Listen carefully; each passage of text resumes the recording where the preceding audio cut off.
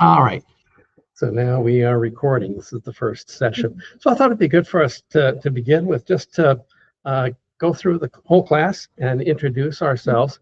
If you'd give us your name, tell us if you've been to Israel before, and if you haven't, where have you traveled, and why would you like to go to Israel? So let's start right here. We'll just work our way across the front, and then we'll go to the back and work back that way, and then we'll go with our online folks. Richard. Give us your name first. Yeah, I'm Richard Cohen, and I asked Jesus into my heart when I was a boy, and I grew up Baptist.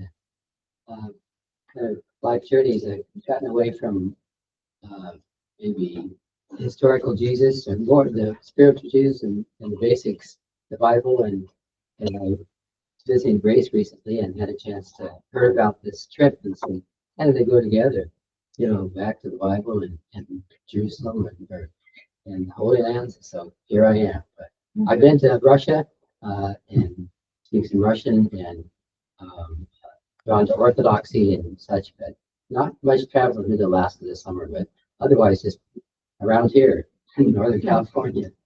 That's me. All right, good. And my name is Richard also, and I went with George in the school 16 years ago, and I really enjoyed it.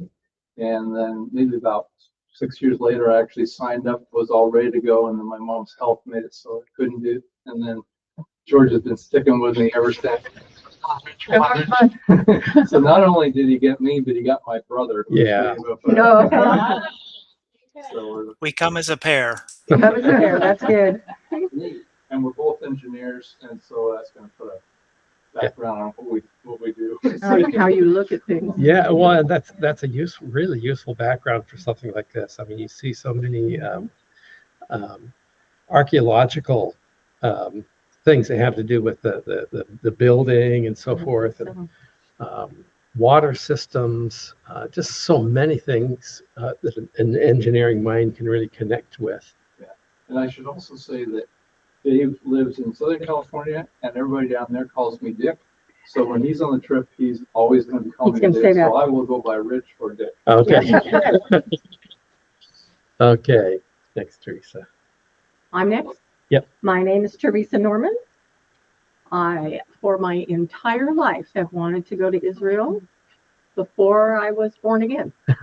Wow. And so, yeah. And I've said it dozens of times. She's been talking about it for a year, and I kept kind of grumbling about it. And 3 weeks ago, decided I was going.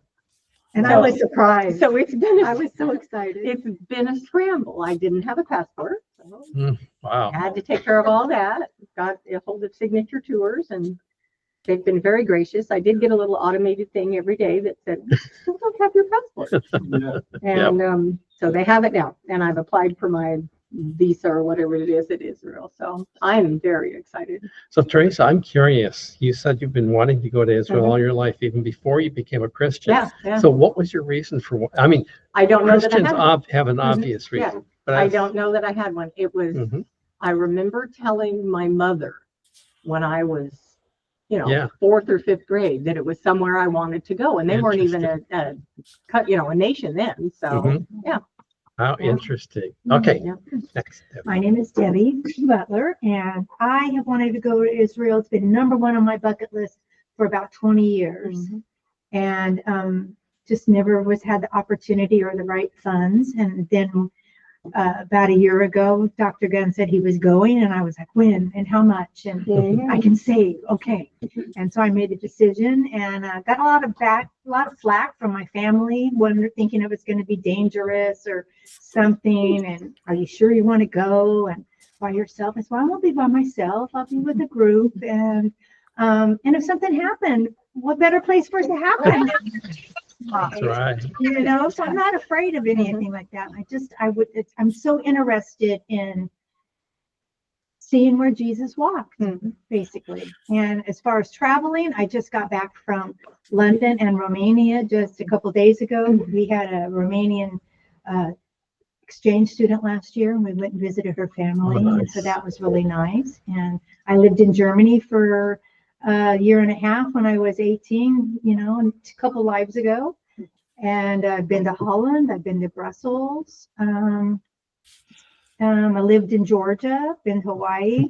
Okay. So I'm just ready to keep traveling All right. Wonderful. Well, she's not even coming home with us because No. she's going where? to Greece. Yeah. Instead of coming home from Israel, I'm going to meet my family in Greece. Great. Oh, that's exciting. Great. I'm Mike Delasho. This is my wife, Sue. I'll let her talk after I do because she will anyway. The thing, Sue and I say, wouldn't it be great if the Lord returned and we're in Israel when the Lord returns? I mean, if you're going to have some hope, that's a blessed hope. Mm-hmm. Anyway, we've had privilege to travel where London, Italy, Switzerland, Germany, Austria, Singapore, Malaysia, Australia. Yeah. So we traveled. Great. But this was your first time to Israel. This will be our first time to Israel. Wonderful. And I suppose I've been asking myself, how am I going to approach it? Like you said, there's so much information. I'm not thinking necessarily that I'm going to look to the past. I'm going to be looking more towards the future of where things are moving. Yeah. And I see trends that are coming up to the return of the Lord. That's what That's pretty exciting stuff. Yeah. I've been almost every place he has. I didn't go to Australia, but I went to China, and he didn't go to China. We both went to Hawaii, besides all the places he listed. And I wanted to go to Israel all my life. I think I can say since my family all got saved when I was 6 and got into great Bible teaching from there on. And I just always wanted to go. And, you know, circumstances in life have prevented us to do a lot of traveling until we were sent to places like Malaysia and England and places, and then later traveled for pleasure. But we signed up for the tour, and the first tour that 2 years ago. John, well, it was during the pandemic, it got canceled because of the pandemic. And then we've been waiting for it to happen since then. So we're really excited to go. Great. Yeah. Wonderful.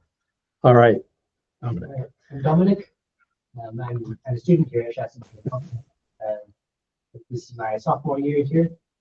So, yeah, I mean, I haven't really done a lot of traveling, but I'm definitely looking forward to this trip. Just getting to, I mean, it's nice to be able to study the Bible, but to be able to like be in the places, like to see how much that like brings to life, like the things that I'm reading and studying about. That's what I'm looking forward to, and figure this is a great opportunity to do it through the college right now. So for sure. Yeah. Amen. All right, honey. I'm Janice Gunn, and I love to go on these trips. I love Israel. There's something about it you can't describe.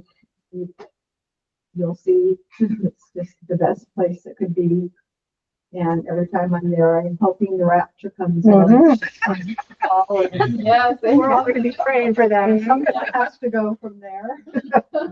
Anyway, I've been to Turkey and Greece once, and that was wonderful too, but it wasn't Israel. You will all love it. Gracie. I'm Gracie Cook. John Cook is my dad. He's also going. And I've never been to Israel, but I got to go visit Wayne and Becky Smith in Colombia 2 summers ago. And that was a great first experience out of the country. But yeah, and I think one of my main about it right now is I teach a 4 and 5 year old Sunday class, and we've been going Old Testament. Now we have some New Testament stories, but getting to like come back and share with them like what I've seen and show them pictures of the real places that I'm talking about with David and Moses and even Jesus. And yeah, I'm very excited about that for sure. And even just getting a feel for like location, like how far is Nazareth from Bethlehem? Yeah. What was that walk like? And you don't get to see that necessarily in the pages of a book. Exactly. Yeah, very good. Okay, well, thank you. So let's go online. I think Frank Carrion just joined us. Frank, go ahead and tell us about yourself and why you'd like to travel to Israel. Make sure you unmute your mic first. Just always wanted to go. All right. Want to learn and hopefully understand the Bible and its context better. Yeah, amen.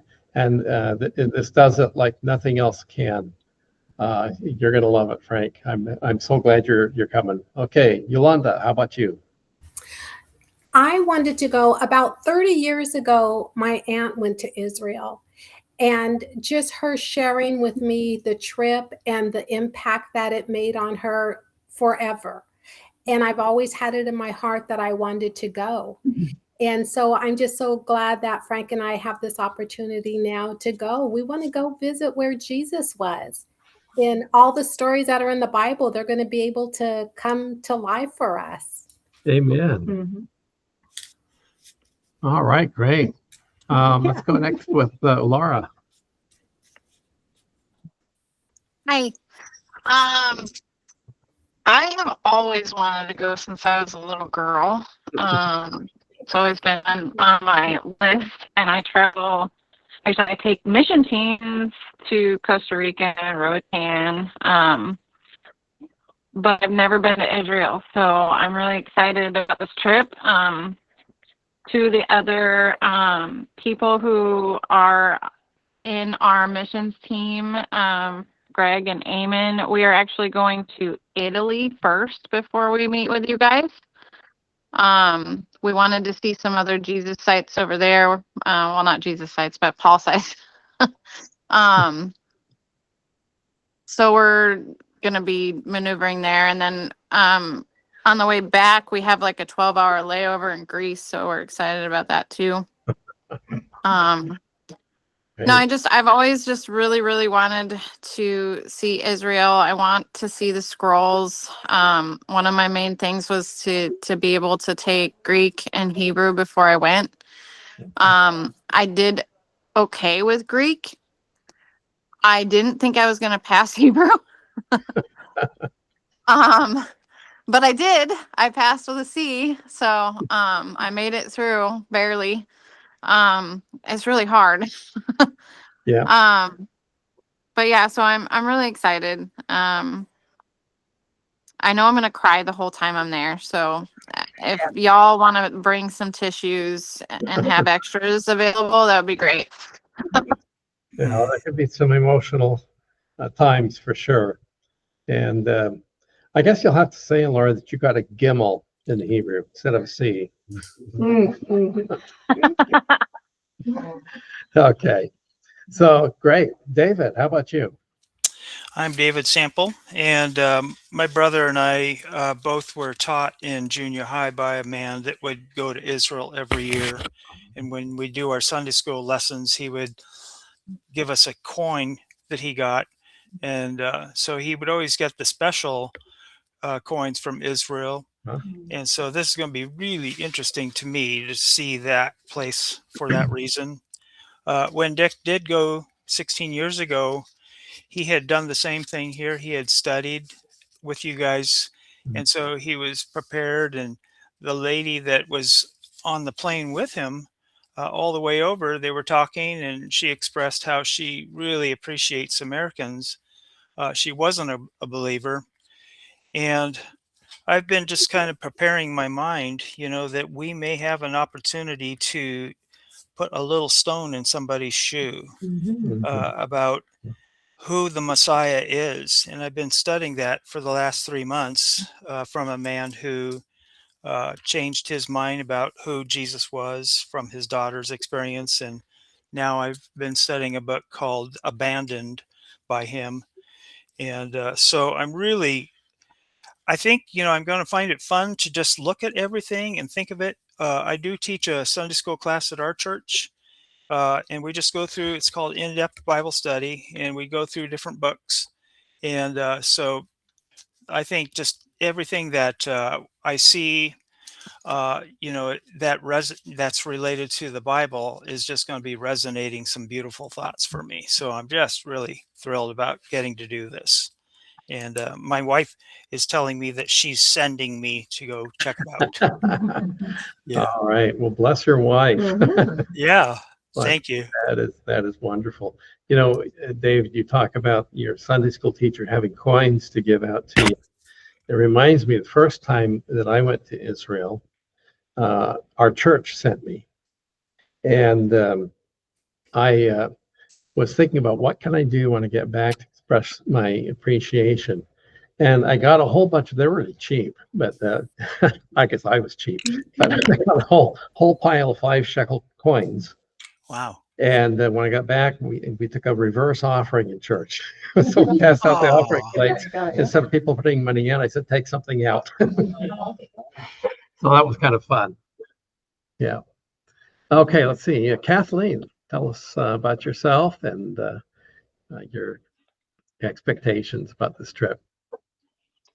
Okay, well, yeah, as you said, I'm living and working in Bangladesh. I do Bible translation, and yeah, I attended Shasta Bible College back in 2006 to 2010, and 2 times you went on an Israel tour, and both times I really wanted to go, but being a poor college student, I didn't have enough money to go. So, ironically, now God's provided, and yeah, I was going to take a Israel tour back in, I think it was supposed to be 2020, 2021 or something like that. But anyway, because of COVID, it got canceled. Um, but yeah, I've been wanting to go for a long time, and I'm super excited to go and get pictures to bring back and stories and things to bring back to my national translators. Um, they haven't traveled at all outside of Bangladesh, and so I want to bring that to them and what I learn.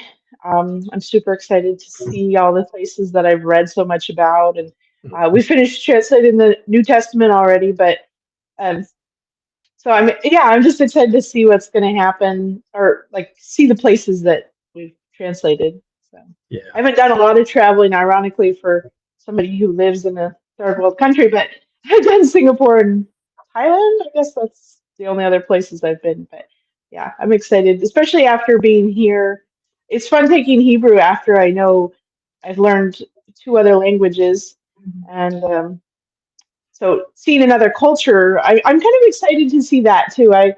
Especially learning Hebrew, I want to hear how it's spoken and hear how the intonations and just normal speech patterns. Um, yeah, kind of get the feel of the Hebrew people, even the Jewish people, the people. I know there's not just Jews living in Israel, but yeah, experiencing it. I'm excited about that. Yeah, yeah. And Israel is a marvelous place culturally. There's so many different cultures all in one place. And you'll feel some of that while you're there, all of you.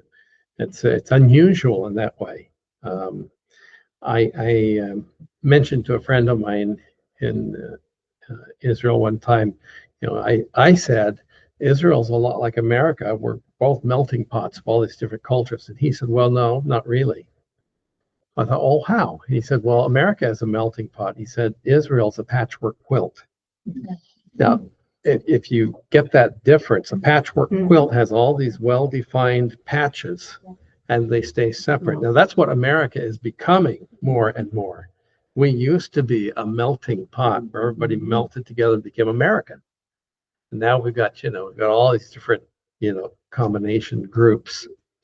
But that's definitely Israel. And you've got these very distinct people groups all kind of living side by side in a patchwork quilt in Israel. And you hear lots and lots of different languages. So while Hebrew is the official language, the Hebrew and Arabic are both official languages. Everywhere you go, there are people that speak English. All the shops that we go to, they can speak English, and they take American money. And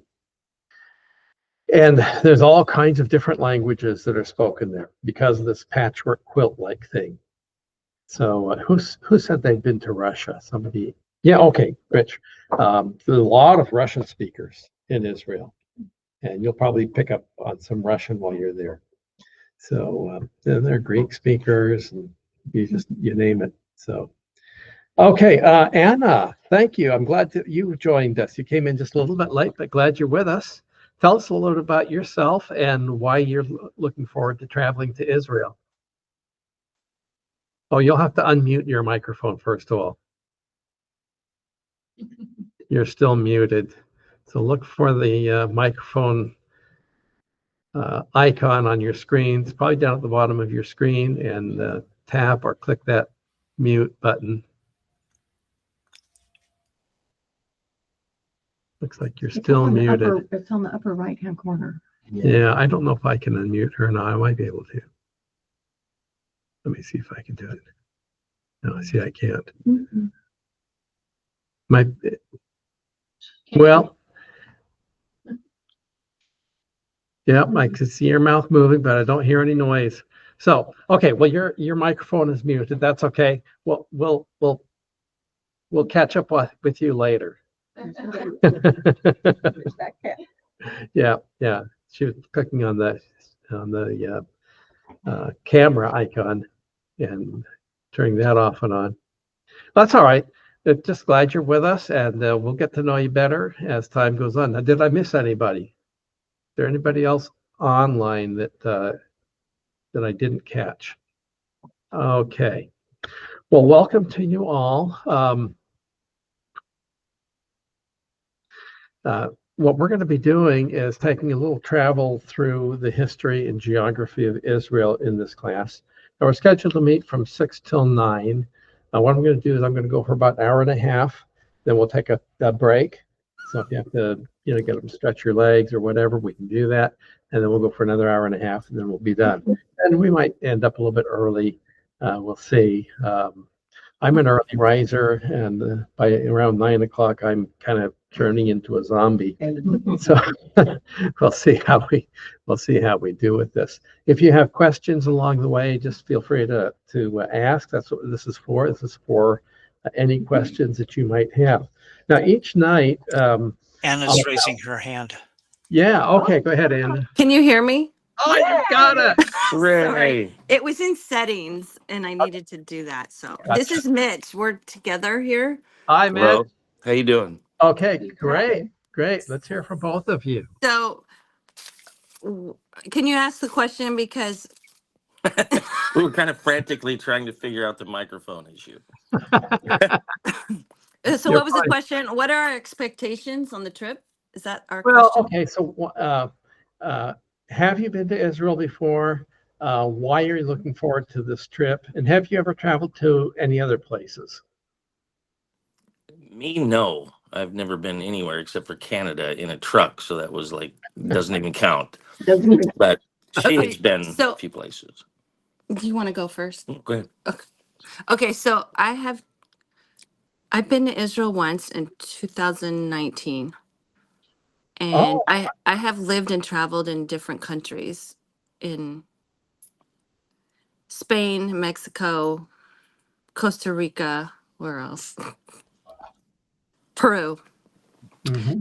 And I'm really excited to go to see where Jesus walked. Yeah. To walk in his steps. And we just met a gentleman who told me he went, and he's an international, his job is international. Anyway, one time his job was there, and he told us about this place on the Via Dolorosa, where Jesus walked with his cross. And he said, supposedly it's where Jesus put his hand to steady himself or something. Yep. And apparently people go there and put their hands there. And it's supposed to be all worn in or something. So I don't know if we get to see that, but I thought that would be. Oh, we do? Yeah, we'll see that. Oh, we're so excited. And then another place he told us about the tomb where he was buried. Mm-hmm. And there's a place right there where supposedly the earth cracked. Okay. Quaked. Yep. Are we going to see that maybe? Yeah, we'll see two alternate sites that may have been the site of Jesus's tomb. And that one is probably the authentic site, and the other one is not probably the authentic site, although there's debate over it. The one that's not the authentic site looks more authentic and gives you a better mind's eye view of what Jesus's tomb was probably actually like. But we'll see both of those. So that's exciting. Yes, very good. And then I just had a curious question. is this tour part that where we would climb up the Masada? Are we going to go to the top? Yes, we're going up on top of Masada. Great, because I really want Mitch to experience this. I'm Now, just super excited. We won't be walking up onto the top. There's a cable car that takes you up. And if we had gobs and gobs and gobs of time, which we don't, we would give you the option of walking up. Now, a couple of times that I've gone, some people wanted to jog down the path, and that's a possibility. We'll see how the time goes. But that can be kind of fun to go down the snake path on the way down. Oh, that's exciting that we'll go there. Now, one more question about that. Are we going to go? Are we going to spend the night? I can't remember. I haven't looked at the itinerary. At a Bedouin village or a community? No, we're not going to spend the night at one. But if everything works the way we have it planned, we will be visiting a Bedouin camp and have a chance to take a camel ride. Okay, because that I think that's really interesting to give us an idea of what it was like to live in the desert. So we're reading the New Testament and just kind of trying to prepare as much as we can. So we're really excited that you offered this class so we could audit. But for me personally, I just want to absorb everything I can. And growing up, being part of the Christmas play every year as a child, like some years I was an angel or a Mary or the baby. I don't know. I was a little bit of everything. And it's like, wow, now I get to actually, I never thought I'd ever get to go, but I always wanted to go to where this was always reenacted every year. So that's all right. really Thank you, Anna. Glad you got your microphone. You're welcome. Mitch, anything? And thank you. This is Mitch.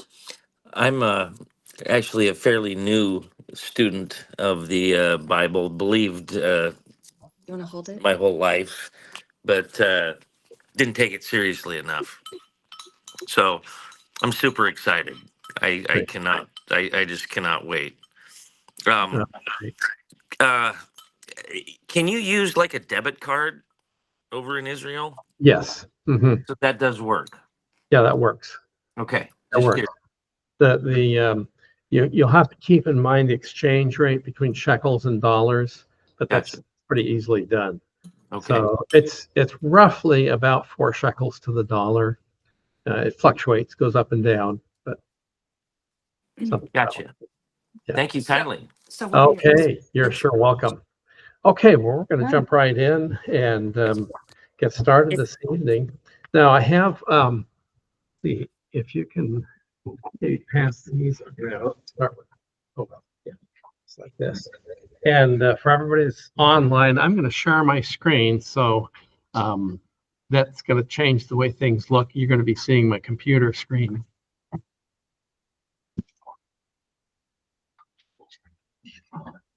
Thank you.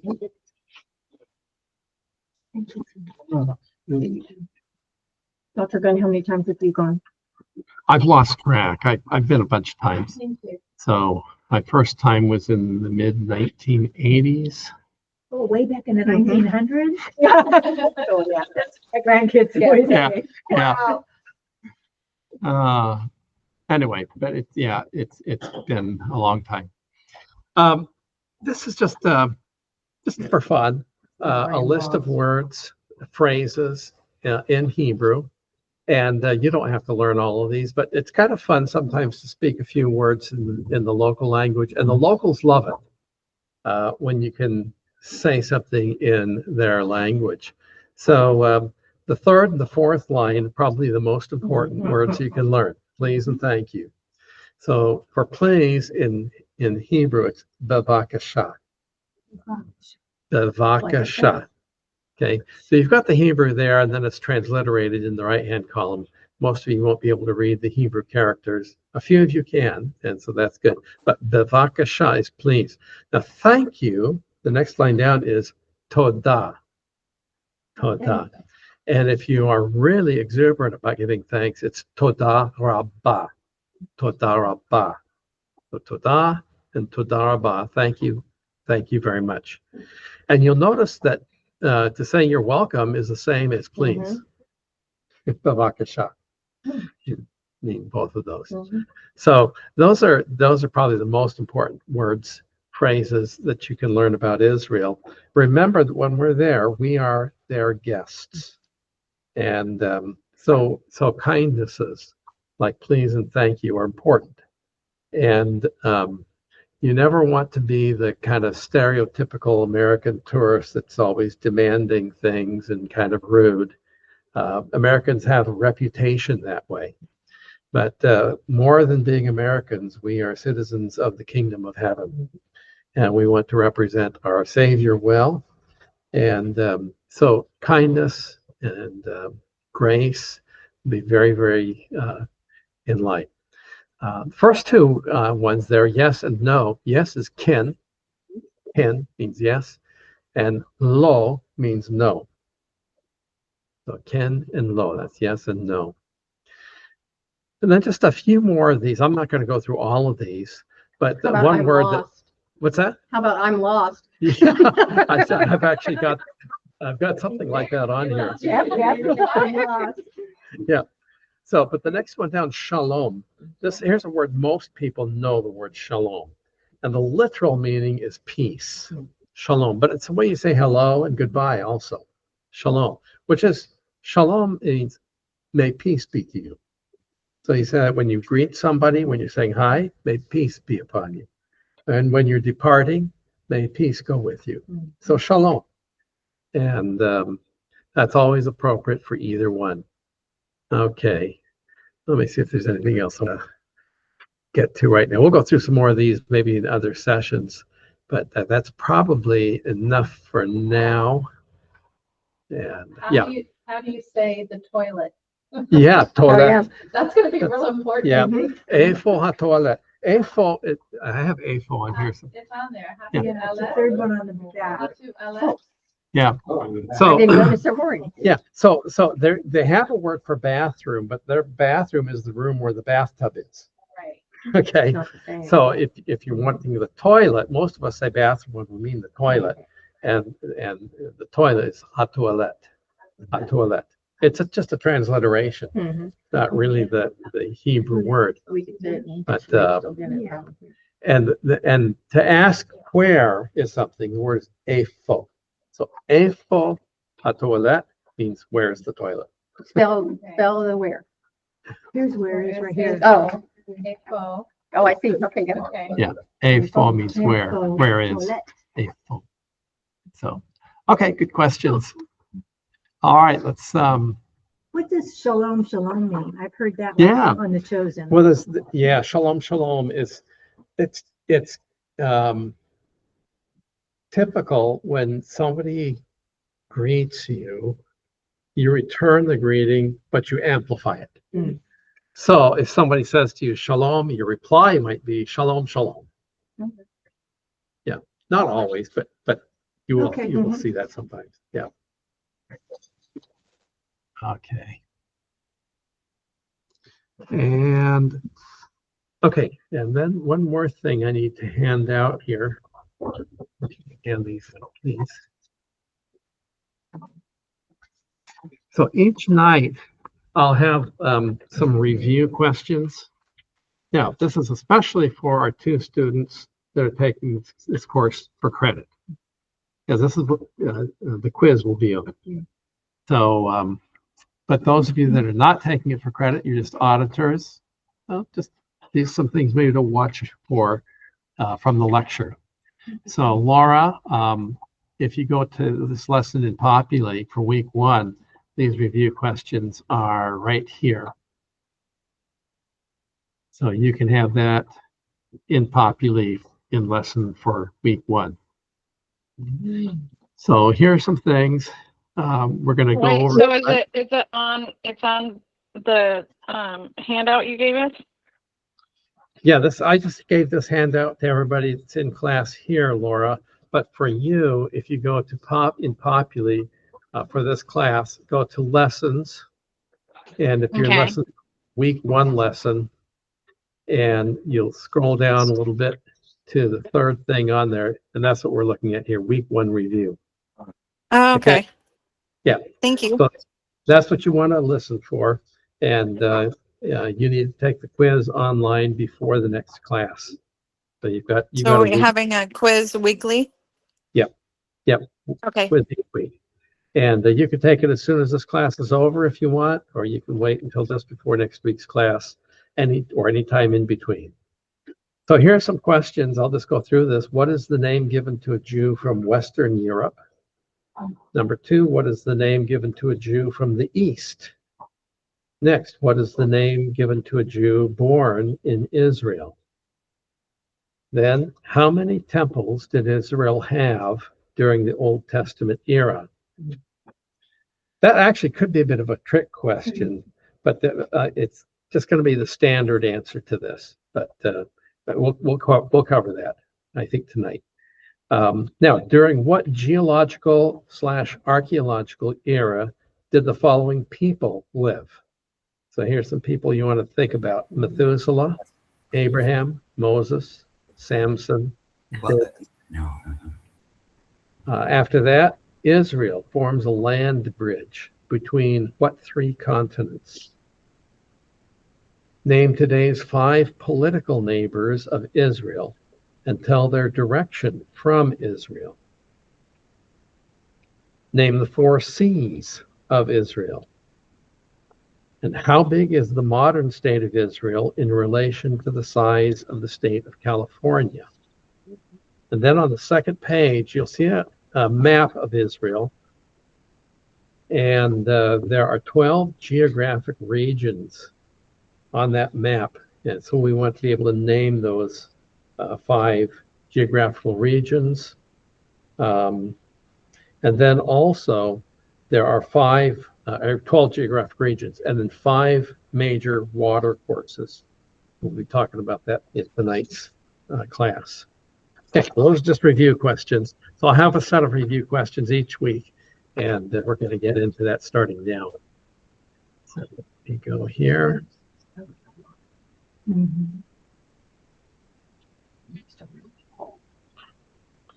All right, so when we think about Israel, we're thinking about the opposite side of our planet than the one we're used to.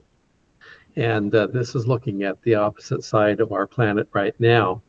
And so we have Europe up in here, Asia over here on this side, got Africa down here. Here's the Arabian Peninsula. Those are the major big land blocks that we're looking at. You've got the Mediterranean Sea is this body of water here. You've got the Black Sea up here, Caspian Sea, and out here we've got the Pacific and then the Atlantic out here on this other side. So it's just kind of orientation of what we're looking at. And we're going to zero in on this little speck of land that's right at the eastern edge of the Mediterranean Sea. That's the land of Israel. So if we zoom in just a little bit more, this is what we're looking at. And Israel itself lies at the confluence of 3 of the major continents of the world. So we have Europe, we have Asia, and we have Africa. And where the 3 of these continents meet, right smack dab in the middle, is the land of Israel, that is sometimes referred to in rabbinic writings as the navel of the world. For that reason, it's in the center of the world. And in the center of Israel is the city of Jerusalem. And in the center of Jerusalem is the temple. So we have this focus on the presence of God. The Temple Mount is the place that God chose for his name to dwell in the midst of his people Israel and in the midst of the world. And this is what we are looking at when we talk about Israel. There's an ancient map that was drawn in the 1500s that depicts the world this way. And it is just what we were looking at. You've got Europe, Asia, and Africa, and here in the center is Jerusalem. So think about that. Way back in the 1500s, this map was drawn. Who designed that? What's that? Who designed it? I think I have the name on here somewhere. Heinrich Bunting. Oh, it was German. Mhm. He was German. Yeah. Okay. So Israel is situated in a very, very strategic place, both because of these three continents coming together. That caused a lot of traffic going through this land of Israel. You have major trade routes from almost every direction coming through Israel. Also, because of that, it was very important from a military perspective.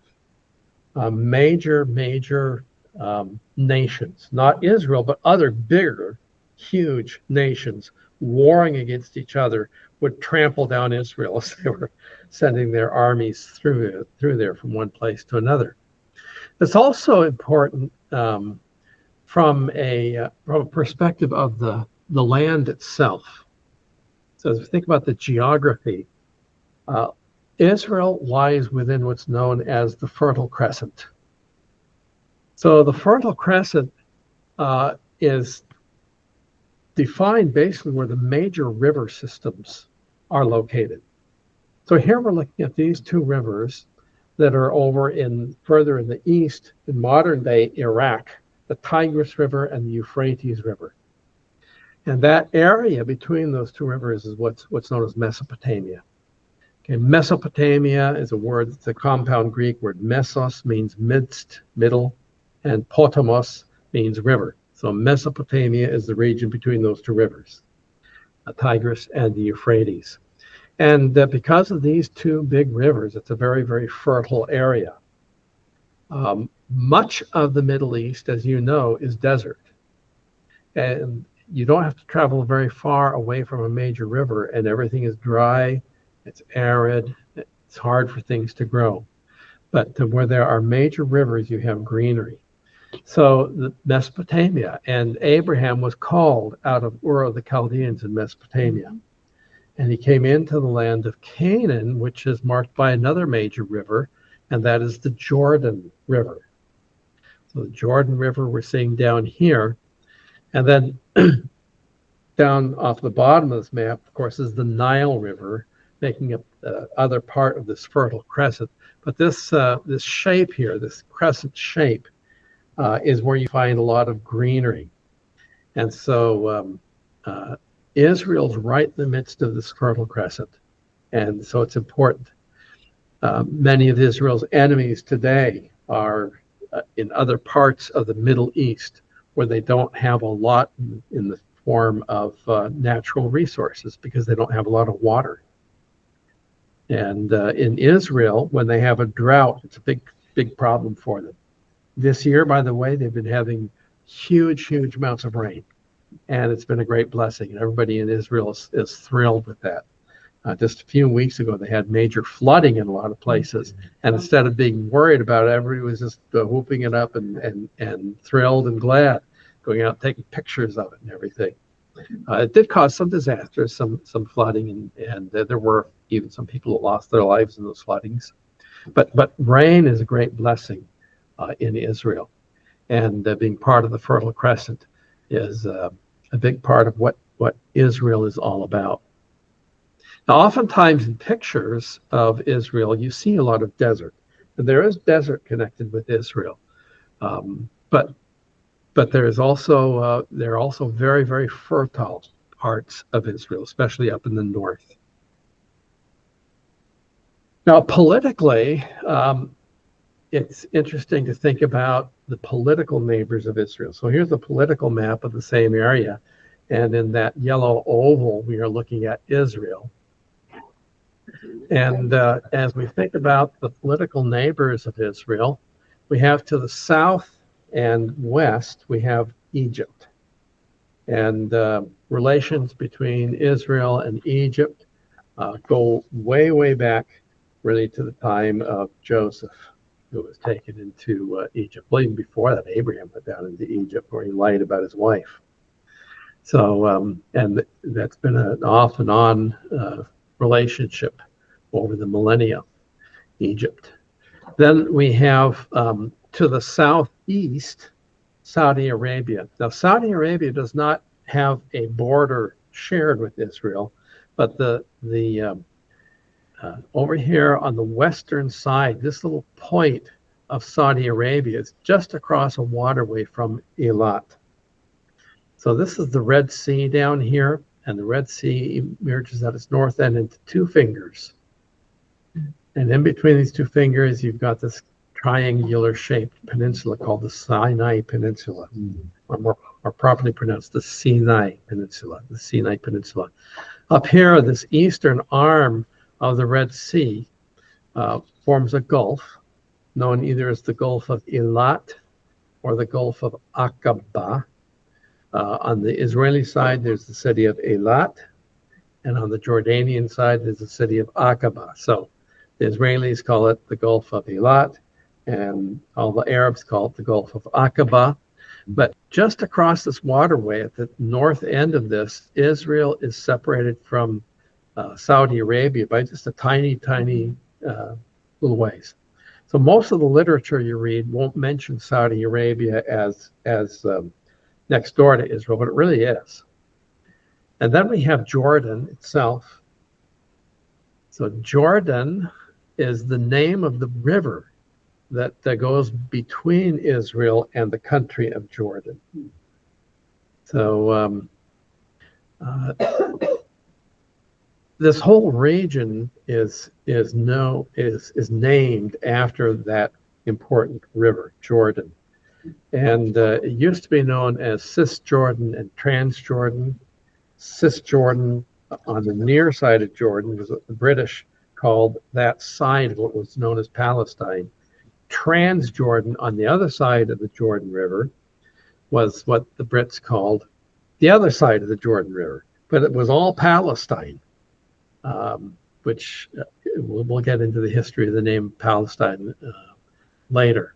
But the country of Jordan is what used to be known as Transjordan. And it's really only been a country since just not even much longer than Israel in modern terms.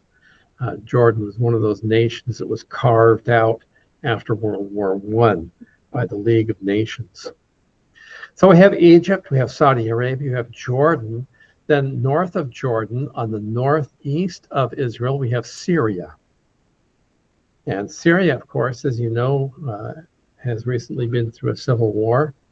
And the former ruler fled the country. They now have a new ruler. And relations between Israel and Syria are very interesting right now. A lot that's happening in the news if you're following what's going on in that part of the world right now.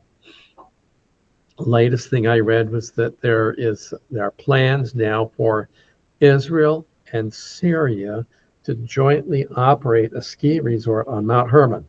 Wow. Yeah. So we'll see if that actually develops. But that's kind of an interesting thing. Okay, and then just straight to the north of Israel is the country of Lebanon. Lebanon. Okay, so we've got Egypt, Saudi Arabia, Jordan, Syria, and Lebanon. These are the political neighbors of Israel. Now, further to the west, you've got some other important and interesting things developing these days. Israel's relationship with Cyprus, by the way, and just off the map, Greece, is a very strongly developing alliance. So Israel, Cyprus, and Greece are kind of getting things together in many ways, but they're further away than these other near neighbors. Okay, one of the review questions asks, what are the 4 C's of Israel? And as tiny a nation as Israel is, it has 4 C's associated with it. So first of all, there's the Mediterranean Sea. So that's a pretty big sea, and it goes all the way out to its western end where we have the Straits of Gibraltar, and Spain comes down and almost touches Morocco. That's all the way at the other end. And at this end, we've got Israel and Lebanon, Syria, and Egypt, all with coastlines along the Mediterranean. And the climate in Israel is generally referred to as a Mediterranean climate. And if you're much of a gardener, you're familiar with that, because our climate here in in Reading is described as a Mediterranean climate. And you'll actually find that the climate in Israel is very much like it is here in California. I like to think of Israel as California is kind of shrunk down in size. Much like California, Israel has a west coast in this case on the sea, ours is on the Pacific. You come inland, Israel has a mountain range, and California's got a mountain range. You go up to the north end of Israel, you've got a snow-capped mountain, Mount Hermon. And what have we got here in California? We see it so beautifully these last couple of days, Mount Shasta. You go down to the south of Israel, you've got desert. What's in the south of California? Desert. Yeah. So it's the similarities are really remarkable. But it is a Mediterranean climate. And so the first of the four seas that we mentioned is the Mediterranean Sea. Now, Israel has never been much of a maritime nation. Even though they have this long sea coast, you'll notice how smooth this sea coast is. There really are no good natural harbors. And for that reason, Israel was really not much of a sailing nation. Now, when you get further north, Lebanon, which in ancient times was Phoenicia, you get more roughness to the coast. And it was the Phoenicians who were the ancient sailors. And but in ancient times, Israel didn't have much. Now, Solomon raised a navy in one of the other seas that we'll talk about in just a moment. But there's the Mediterranean. Number two, the Red Sea. We mentioned the Red Sea a moment ago. Remember, it comes up and splits into those two fingers. Those two fingers demarcate the Sinai Peninsula. So here at the end of this finger, you have the city of Eilat right down here at the southern tip of Israel. And this is the Red Sea. You've got the Mediterranean Sea and the Red Sea. Number three, we have the Dead Sea. So the Red Sea and the Dead Sea, those rhyme. The Dead Sea is the lowest place on the face of the earth. And it's this Jordan River that flows into the Dead Sea. Well, let me come back to that in a moment. Let me mention the other sea first of all. The other is the Sea of Galilee. And we're all familiar with the Sea of Galilee because so much of our New Testament, especially in the Gospels, focuses around the Sea of Galilee. Jesus walked on the water on the Sea of Galilee. The disciples fished in the Sea of Galilee and so forth. It's also known by the name Kinneret. Kinneret is the Hebrew word for a harp. And if you look at it, you can almost see the shape of a harp in this Sea of Galilee. Okay, and that's why it's called Kinneret. It's also known as the Sea of Tiberias, named after Caesar Tiberius. And there's an important city located on the west shore of this lake that's named after Tiberius Caesar. And so it's called the Lake of Tiberias or the Sea of Tiberias. But for most of us, we're more familiar with the Sea of Galilee. And Galilee is the name of this region. And so since this region is called Galilee, the sea located there is called the Sea of Galilee. Now, between the Sea of Galilee and the Dead Sea, there is the Jordan River. This is actually the lower Jordan. You get north of the Sea of Galilee, there's also the Jordan River. It's called the Upper Jordan. Okay.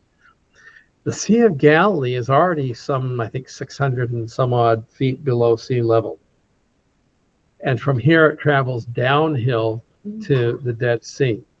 And you're like 1,600 feet below sea level.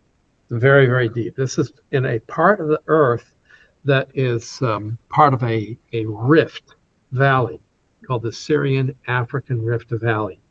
It actually starts way up north in Syria, runs all the way down into Africa. So it's a deep cut in the earth. And the Sea of Galilee here actually is just a bulge in the river. Just a place where it broadens out and it fills up a wider spot. So it makes a sea. But you've got the Sea of Galilee. A lot of water flows into the Jordan River up here from Mount Hermon.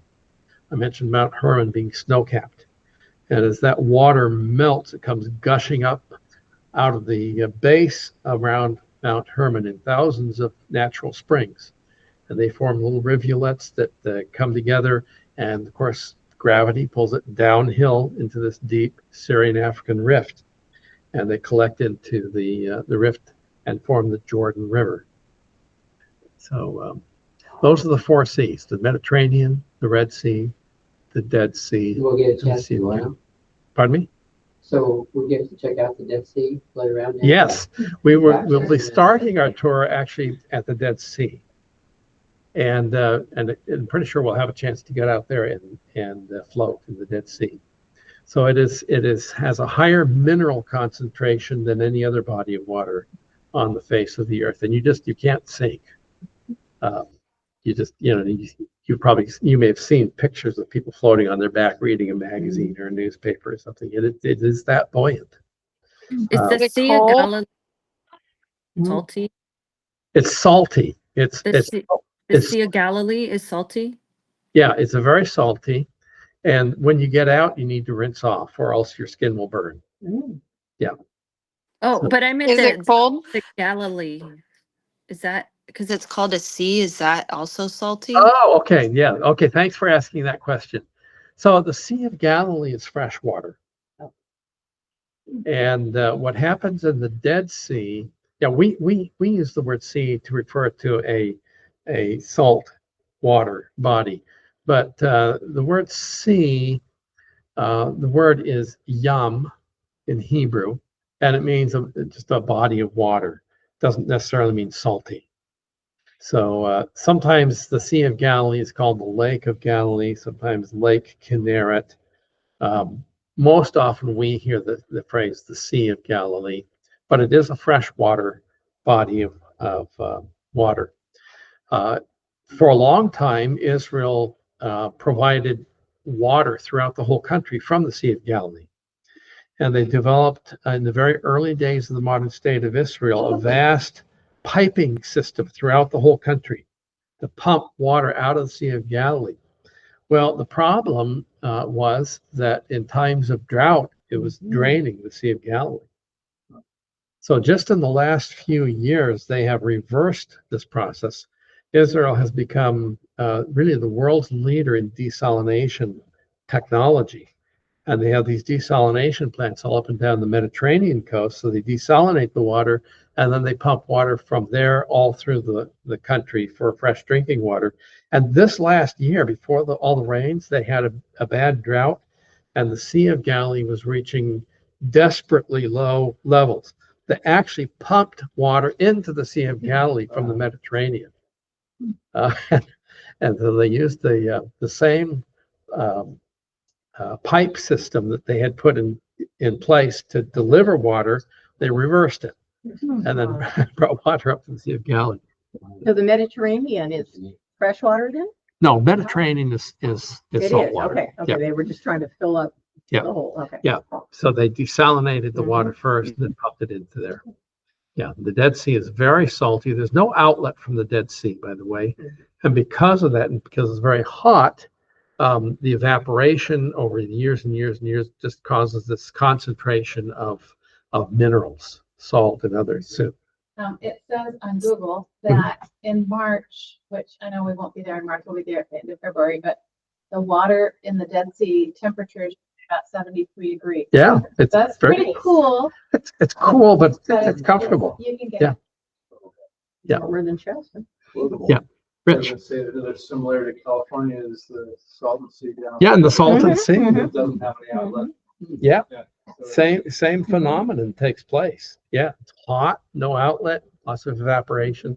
The Sacramento River starts from springs off of Mount Shasta. Yeah. So similarity. yeah, lots of similarities. And the contrast is that at the same time of year, the temperature in the Sea of Galilee is 61. Yeah, it's a lot colder in the Sea of Galilee. Sea of Galilee. Yeah, we're going to talk about the weather phenomenon in Israel in just a little bit. But let's talk about the size of Israel's first of all, and especially we can kind of compare it also to California in terms of size. So Israel's length, now, this southern part of Israel down here on the very bottom, kind of triangular shape, is largely uninhabited. Okay, and it's desert-like. And it comes down to this point down here at Eilat. But the whole length from north up by the Lebanese border down to the southern tip is 268 miles. Okay, so that's, I mean, about half, right, of California. Oh, no, it's less than that. Even less than half, but Yeah. not a lot less. Yeah. So 268 miles from top to bottom. If you take the northern habitable part, which is at a place called Dan, down to the southern habitable location, Beersheba, and the phrase from Dan to Beersheba occurs, I think, 3 times in the Old Testament, which meant all of habitable Israel. That's just 160 miles. Wow. So you read about that in the Bible, and it seems like a big, long distance. By today's terms, it's not a long distance. In biblical times, when you went everywhere on foot, well, pretty sizable distance. Okay, so that's the size from north to south of Israel. And if we put Israel, a map of Israel, alongside a map of California, both roughly to the same scale, here you've got Israel, and you're talking about the Oregon border down here to somewhere around Sacramento. Okay, so here's our 268 miles, would take us from the Oregon border down to almost to San Francisco. So that's the whole size of Israel. And the habitable part of Israel, well, here we are in Redding. If you went from Redding down to Sacramento, that would be Dan to Beersheba. Okay, so we're not talking about a huge country here. And yet the diversity of the landscape and the geography is amazing in such a little space. So there's our 160 miles. You could, okay, here's the thing. In reference to the size of Israel, you could fit Israel twice side by side in the north, twice side by side in the south. You could fit Israel 4 times easily into California. Okay, so you could say about 1/4 the size of California. It's actually much less in terms of square miles, but nobody travels in square miles. You travel in linear. Okay, so traveling linearly, Israel's about 1/4 the size of California. In terms of square miles, it's about 5% of the size of California. They say, and this is true, in terms of square miles, Israel is about the size of New Jersey. They're almost the same amount of square miles, and they're similar shape, narrow and tall. So, but you could fit Israel 4 times comfortably into California, and that's sort of I think that's the most helpful way to think about the size of Israel. Okay, now 12 geographic regions, and on your review sheet, you've got a map that has these. We're going to talk about these 12 geographic regions now. So here's our map of Israel. You can see real clearly here the Syrian African Rift Valley here. And here's the Sea of Galilee. Here's the Red Sea we just talked about. Mediterranean is out here. So this Jordan Rift Valley, or Syrian African Rift Valley, you can call it either one, is one of the major geographic regions. The whole thing is below sea level. Okay, so Mediterranean Sea obviously is at sea level, and between the Mediterranean and the Jordan Rift there are mountains. So if you were traveling from west to east, you'd come from the Mediterranean Sea up over the mountains, and you drop down into this deep valley. So the Jordan Rift Valley, and that has the Jordan River, the Sea of Galilee, and the Dead Sea are all part of this Jordan Rift Valley. There's some important biblical sites there. For example, the city of Jericho is down at the bottom of this Jordan Rift Valley. We will be at the Dead Sea, and down alongside the Dead Sea, we will visit Masada and Qumran, where the Dead Sea Scrolls were discovered. So these are all part of that Jordan Rift Valley. A second major geographic region is the coastal plain. Coastal plain is obvious. It's plain by the coast, in this case, the Mediterranean coast. And this is where most of your very, very rich agriculture in Israel comes from. And there are other places where there's good agriculture, but the coastal plain especially. And Israel, even during the years of the severe Arab boycott against Israel, where they said, we're not going to purchase anything from Israel, under the table, they were purchasing produce from Israel because Israel was the breadbasket of the Middle East. And all these other nations, I mean, all they've got is sand, right?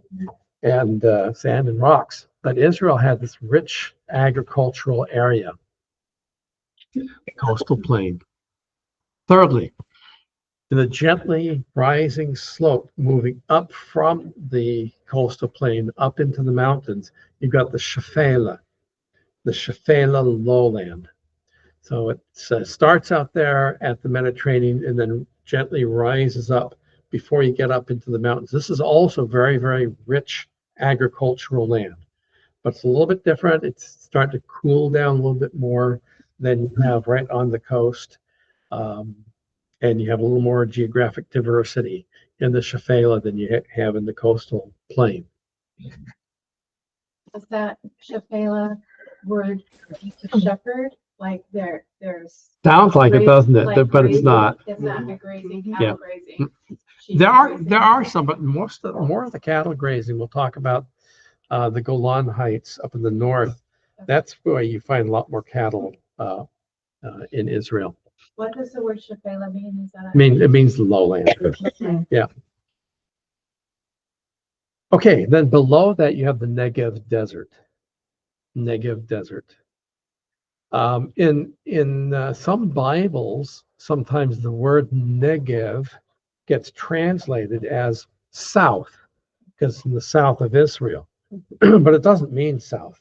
It's a geographical reference to this region. There's actually one verse, I forget the reference to it, but in the King James Bible, where they're talking about movement from Egypt into the Negev, and it said they went to the south, but actually were traveling north. But it was because they translated the word Negev as being south. So the Negev Desert, and this was the place that Ben Gurion, the father of the modern state of Israel, really thought that Israel ought to focus on settling. And this is where he is buried, and it's on a kibbutz down there in the Negev. His heart was in the Negev, and for this reason, many Israelis really look fondly on the Negev, but it still has not been very widely developed. There are some developments in the Negev. Of course, water is a problem. Now, when Israel came statehood, that was a big political kind of a roadblock for a time.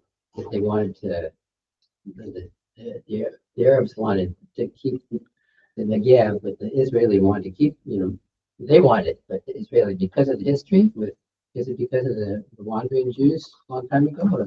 Well, the big issue came more with the Sinai Peninsula, which is further south, and in the wars that Israel fought, Israel gained the Sinai Peninsula, and then they ended up giving it back to Egypt. But during the War of 48, Egypt came up through the Negev, conquering all these settlements in the Negev.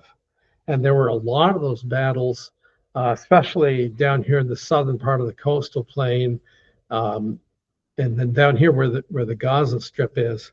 There were a lot of major battles fought between Israel and the Egyptians. Where's the Gaza Strip? The Gaza Strip is actually right here is Gaza, the city of Gaza. So the Gaza Strip is north and south of there. In biblical times, this was where the Philistines lived. That's the hot zone. That's the hot zone today. Yeah. Okay, so we've got the Negev Desert down here in the south. Okay, so we've got 1, 2, 3, we've got 4. We got 4 of our 12 geographic regions. Next will be the Judean Mountains. The Judean Mountains. So running up and down the middle of Israel, you've got a ridge of mountains. There are 3 of them in particular. The southernmost part is called the Judean Mountains. This is where you find the city of Jerusalem. Jerusalem is up on the top of the Judean Mountains. As you can imagine, since you're up here, you're not going to have nearly as much water as you have down lower. So there's not nearly as much agriculture. You do have grazing of some animals, not your cattle, but sheep and goats especially. So we read about David, who was a shepherd, right? And he is from these Judean mountains, Jerusalem, and just to the south of Jerusalem, Bethlehem, where David was born and raised. So these are the Judean mountains. Very, very, at certain times of the year, very dry and hot. At other times of the year, you have lots of rain, and you have these sudden flash floods that flow down through the word wadi, W-A-D-I, refers to a dry riverbed that fills up with seasonal rains. Lots of these wadis in the Judean mountains. Okay. I clicked and nothing happened. Okay, next. Here, the wilderness of Judea. So now, between the Judean mountains and the Syrian-African rift, you've got what's known as the wilderness of Judea. And you read that phrase in your Bibles oftentimes. David spent a lot of his time fleeing from Saul down in this region. And this is where you find, for example, En-Gedi. En-Gedi was where David and his men were hiding out in the cave. Remember, Saul came in to relieve himself, and David cut off the hem of his garment. And that was down here in the wilderness of Judea. What you've got is you go from the high mountains down to this very deep area of the Dead Sea in a very short distance. You've got these sharp cliffs, great big high cliffs. This is where you find the fortress of Masada. Masada is up on the top of a plateau with very steep sides, and it's part of this wilderness of Judea. And all up and down there, you've got these very, very steep cliffs, lots of wadis that will flow water when there's a rainstorm. Lots of people have been had big problems and deaths from flash floods in the wilderness of Judea. Now, to the north of the Judean mountains, you have another series of mountains. These are the mountains of Samaria. Samaria. In Hebrew, Samaria is Shomron, Shomron, and you'll hear that phrase, that word sometimes, Shomron, but Samaria. So the Hare Shomron, the mountains of Samaria. So you've got in John chapter 4, Jesus must needs go through Samaria. This is where he met the woman at the well. So he was down here in Judea. He was on his way back up to Galilee, and he had to go through Samaria to get there. This is that area, Samaria. And there are mountain ranges, really a continuation, essentially, of the Judean mountains, but it's in a new section. There is a kind of a demarcation between them, and so you get into the Samaria mountains of Samaria. Now, there's another short mountain range that's separate from this ridge in the middle of the country. This little mountain range right here is called Mount Carmel. Mount Carmel. This is where Elijah had his contest with the prophets of Baal, was on Mount Carmel. And you probably all are familiar with that story. It's actually a mountain range. And this is the only place in the coastline of Israel where you have anything like a bay It's formed by Mount Carmel jutting out into the Mediterranean. And it forms this little bay up here, which is the Bay of Haifa. This was the only real natural port, and not a very good one because it's so wide open. Okay, there are some other ports. There was a port at Jaffa, but that was a man-made port. They had to build a breakwater out into the Mediterranean to make a safe place for ships to come in. Down at Ashkelon, there was another port, same thing. You have to build a man-made breakwater in order to bring ships safely in. But Mount Carmel sticks out into the Mediterranean here, and it is a mountain system. We'll be up on Mount Carmel during our tour, and we'll see the site where Elijah had his contest with Elijah, with the prophets of Baal. And it's a beautiful place to see all up and down this region in here that we'll talk about in a moment. Then the central coast, the central mountain range continues up then to the hills of Galilee. Basically running up and down the middle, going from south to north, you've got the Judean mountains, the mountains of Samaria, and the hills of Galilee. So the hills of Galilee. Jesus would have traversed the hills of Galilee as he traveled between Nazareth and Capernaum. Capernaum was his headquarters of his ministry up in the north, but his hometown was Nazareth. So Nazareth and Capernaum lay on two sides of these hills of Galilee. If we go on further north up into the next country, up into Lebanon, the same kind of series of hills continues to the mountains of Lebanon. Now, Lebanon actually comes from a word which means white, lavan. In Hebrew, lavan is white. And these are, we get further north, getting colder weather, and these mountains have a lot more snow. That's why they're called the Snowy Mountains. That's what gives its name to the country of Lebanon. Mountains of Lebanon. And separate, but almost part of the mountains of Lebanon is Mount Hermon. Mount Hermon's a large mountain. It's at the extreme northern end of Israel. Israel, Lebanon, and Syria all have part of this mountain. And those three countries where their boundaries meet is right up on top of this mountain. And in the most recent developments in Syria, Israel took over the part that Syria used to have. And so this is why they're trying to get together now on this bid to have a ski resort that's co-owned by the two countries. We'll see what happens with that. But that's Mount Hermon. Mount Hermon is snow-capped, and there is skiing up there at this time of the year. How tall is it? How much is the elevation? Off the top of my head, I can't think of the number, but it's enough for skiing, and it's the tallest mountain in Israel. Yeah. Okay, now here's one region that we haven't talked about. It was blank, but squeezed in between these mountain ranges, between the hills of Galilee, the mountains of Samaria, and Mount Carmel, you have a broad plain. This is called the Valley of Jezreel. The Valley of Jezreel, a very, very important valley. We talked about Israel lying at the confluence of these three continents. And because of that, the traveling of armies, especially, oftentimes going right through Israel.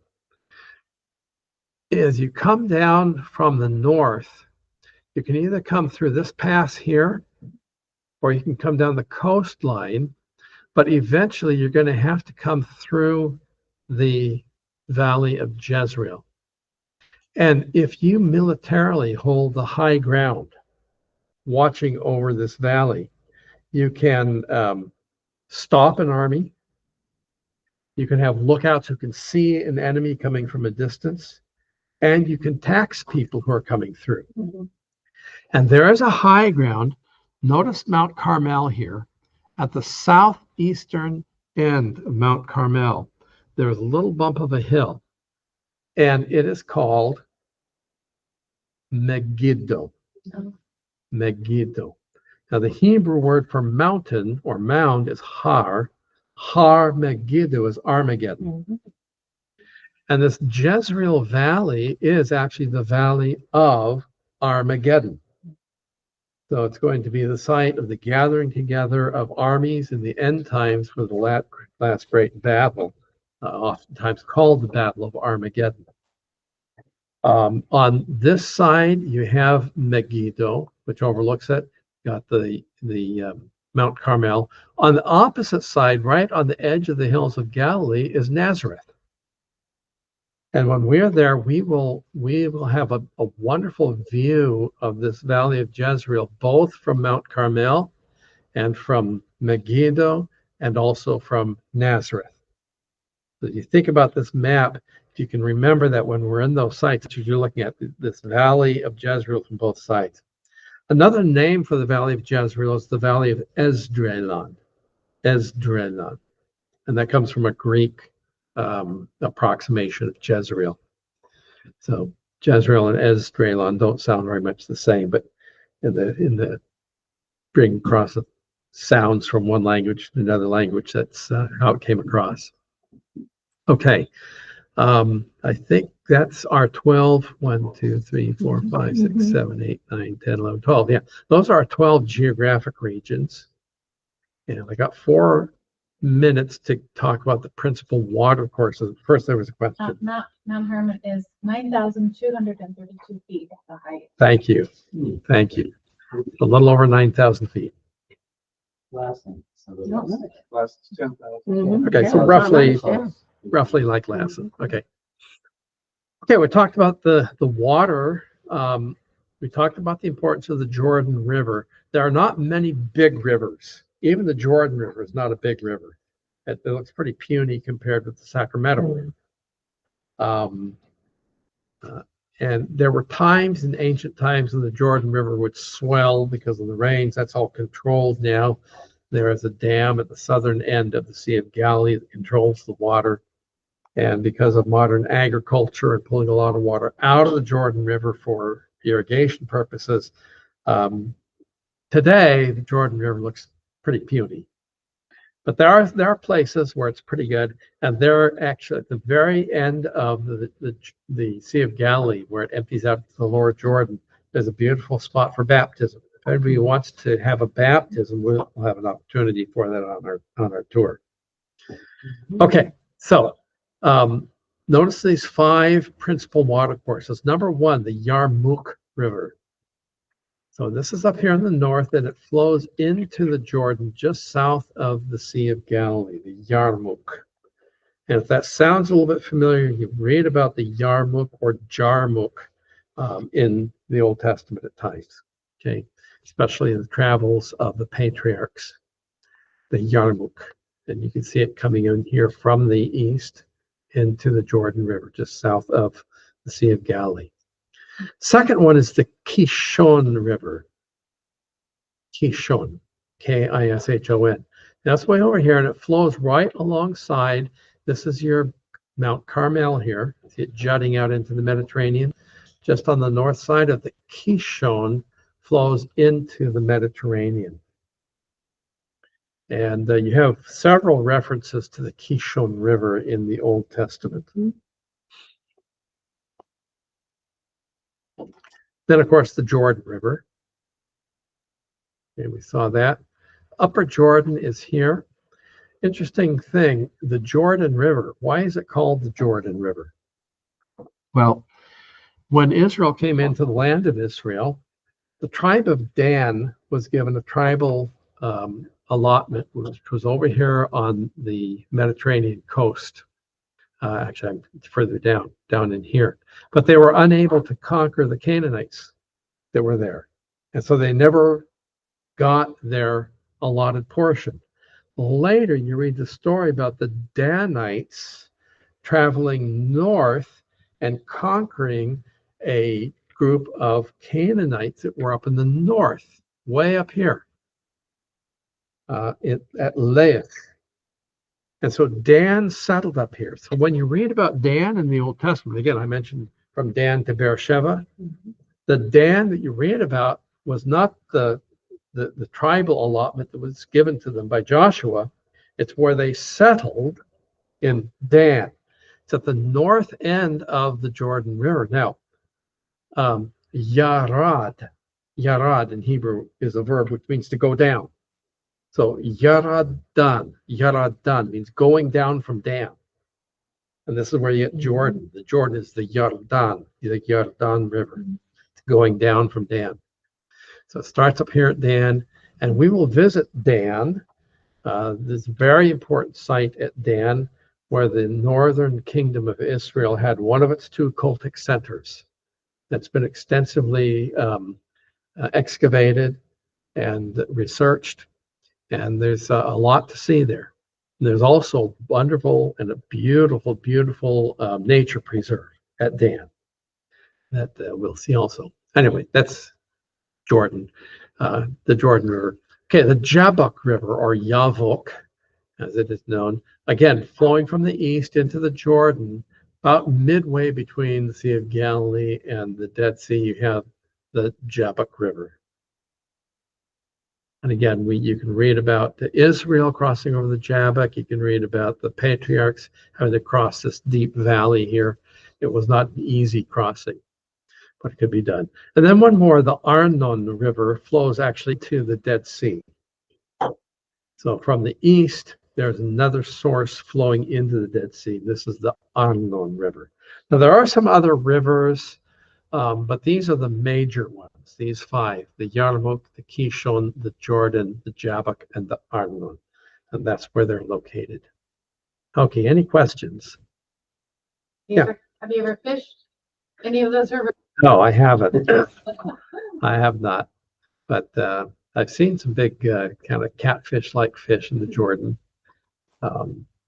And there's more fishing that goes on the Mediterranean. With a lot of fishing out here in the Mediterranean. There's some fishing that goes on in the Sea of Galilee. We'll take a little boat ride out on the Sea of Galilee and see what it's like to throw a fishing net from a boat into the sea. How about eating fish out of the Galilee? Yeah, yeah, and most of the restaurants around the Sea of Galilee will serve what's called St. Peter's fish, which is a fish that lives in the Sea of Galilee. Okay, we're going to take a 10-minute break. And so we'll come right back in 10 minutes. I'll stop my share at this time.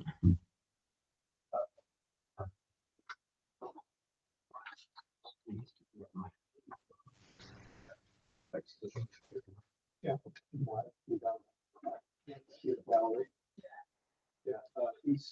He's doing very good.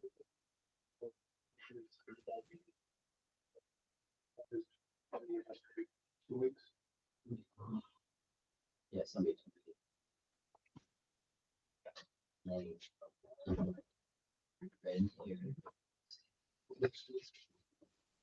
This is kind of a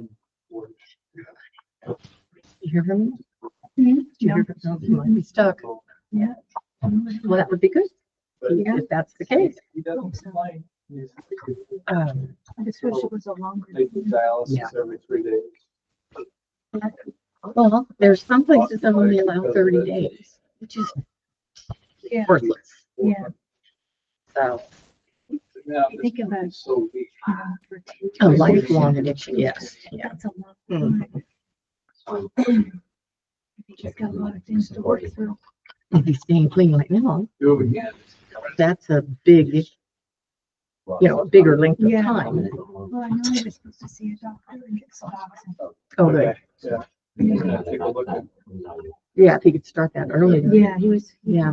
He had said that a couple weeks ago. I filled it out. Yeah. Oh my gosh, you're right. Looking forward to our trip. Oh, it's just, well, it's a timing. It wouldn't matter.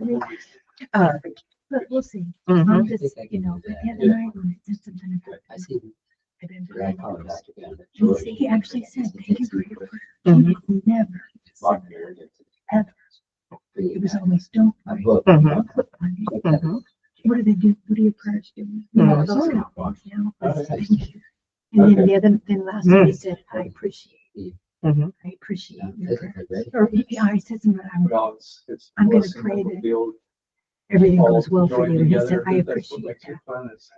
So that to me is a huge I was gonna ask him and ask you. beginning. As far as. He senses it. He can feel the, I think so. yeah, Three different hotels. the ability, for example, to stay clean.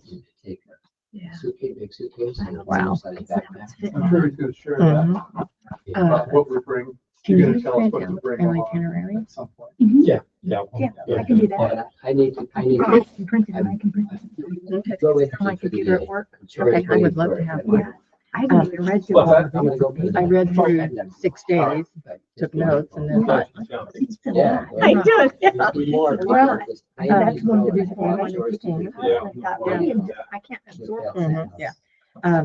Catherine Gibbs, her stepson has been there, and he goes, "Oh my gosh, Dad told me we were going," you know, and he starts naming off all of these things, and then he kept texting back, you know, "Oh my gosh, will you get to do this? Will you get to do that?" You know, "We went on the Sea of Galilee. Are you going to do that?" And I'm like, "I don't know." I'll print it for you. I'll print it for you. I won't have it Sunday though. Okay, well, I will. I didn't come, but. Yeah, it was funny. He is just, he's like, I said, I or I've always thought that I would Exactly. step I know. off the Okay, I plane will and go just around and fall to the I'll- ground and create a big pile of bodies as everybody trips over me. And he said, you wouldn't be the first or something. And he said, there's, he says, you spent, he says, walking down the steps, you spent, They love. you know, Oh, that is good. that it's just, that it's not the same as anywhere else you've ever stepped off. Yeah. And so, yeah, he said, well, you, oh, see, here's where he went. And, Yeah. you know, watch the Well, people you pass have their their thought. You can do that. Mhm. I have. Yeah. Here's the hand. In the hand. The path. I've heard of that Yeah, before. yeah, there's a video. It is a place where you can tell the, So much you can more fun tell to do. the Second time is so much better than the rock first time. wet. The first time's or the amazing, right? You know, but the second time, and it's you can take it in a lot better. and they indented, and they said they did this where Jesus put his hand up, and his power, the sorrow was so great that it dented the rock.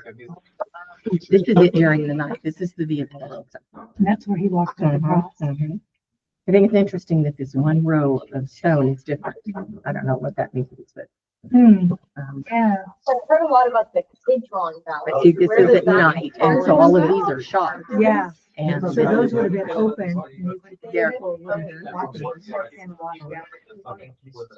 Yeah, And then that's the place where someone else carried the cross for him. for him, right? I know David, so it's supposed to be older son. So here's this. This is when I was giving him the first 6 days. Oh, okay. David had been over. I go What is it? Well, we must be taking a tour very similar to his because Probably, I would imagine they're. yeah, you see, I read Dr. Gunn has put his own together because of where he likes to go. But, you know, I mean, he kept going. Oh, and he talks about the 2 different sites for the tombs. And, you know, but he kept going. Oh, this was so cool. Stepson. Just son. He was in the Army for 30 years. And Was he over there in the service? he went, no, but he went, oh, here it We is. started going there when our kids were at Shasta Bible College. And they wanted to go out. Oh, no, this is, they believe where there's a body to prepare. It's a community. You know, I've always thought the area was big, and you hear about these things. Well, they were, you know, huge.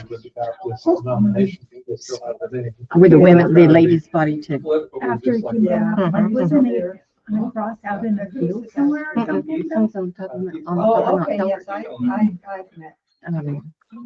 Okay, I want to know where that stone is, because he It's sent me a all picture. small congregation because a lot of the people.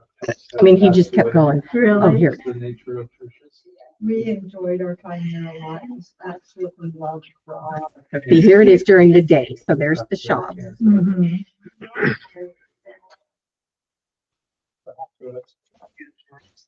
But yeah. My goodness. Together. Yeah, I mean, I open to it. Yeah. I They believe he stumbled and threw his hand up to catch him, and it was so powerful that it dented the rock. Setting. wow. Really the politics area, it's your. And so, but Jonathan is just like, oh, oh my.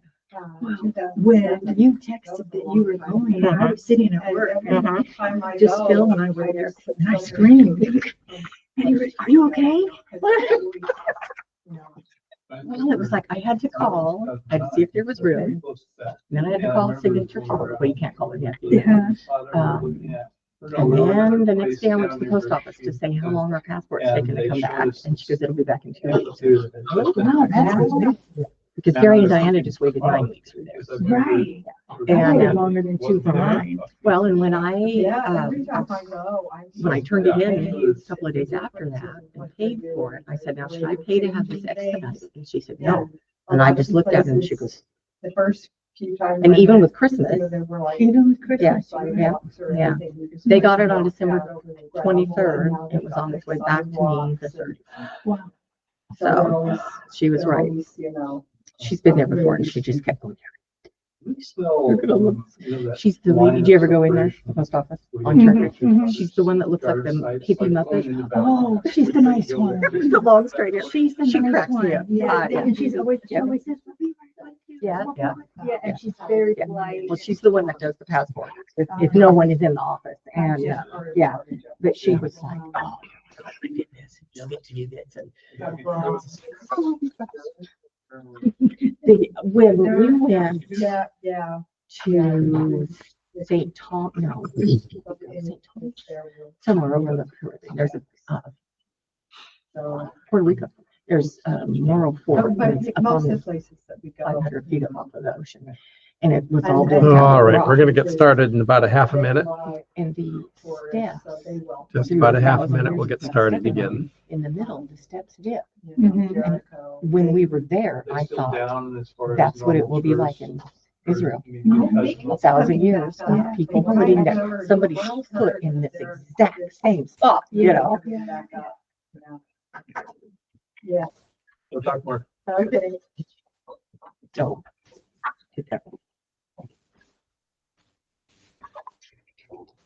Well, you have to read the story. I will. I will. I know you've heard it before, but I forget everything. Mhm. I don't know why. Since I got a brain like it. You do. Mm-hmm. All right, so we're going to get going again. So we had just looked at the 5 principal water courses in Israel. So let's talk a little bit about the weather in the Holy Land. For many years, Malcolm Cartier was the tour guide that I used. He put together this information about the Holy Land, about the weather in the Holy Land. And it's quite good. So over here on the right-hand side of the screen, you can see Israel divided up into 4 quadrants. So we can talk about the northwest quadrant, southwest quadrant, the northeast quadrant, and the southeast quadrant.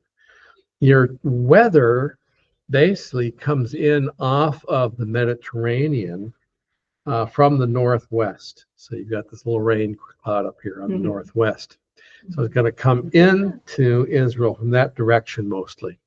So owing to hot air rising in the Persian Gulf, which would be to the southeast, southeast of Israel, a vacuum is created that must be filled.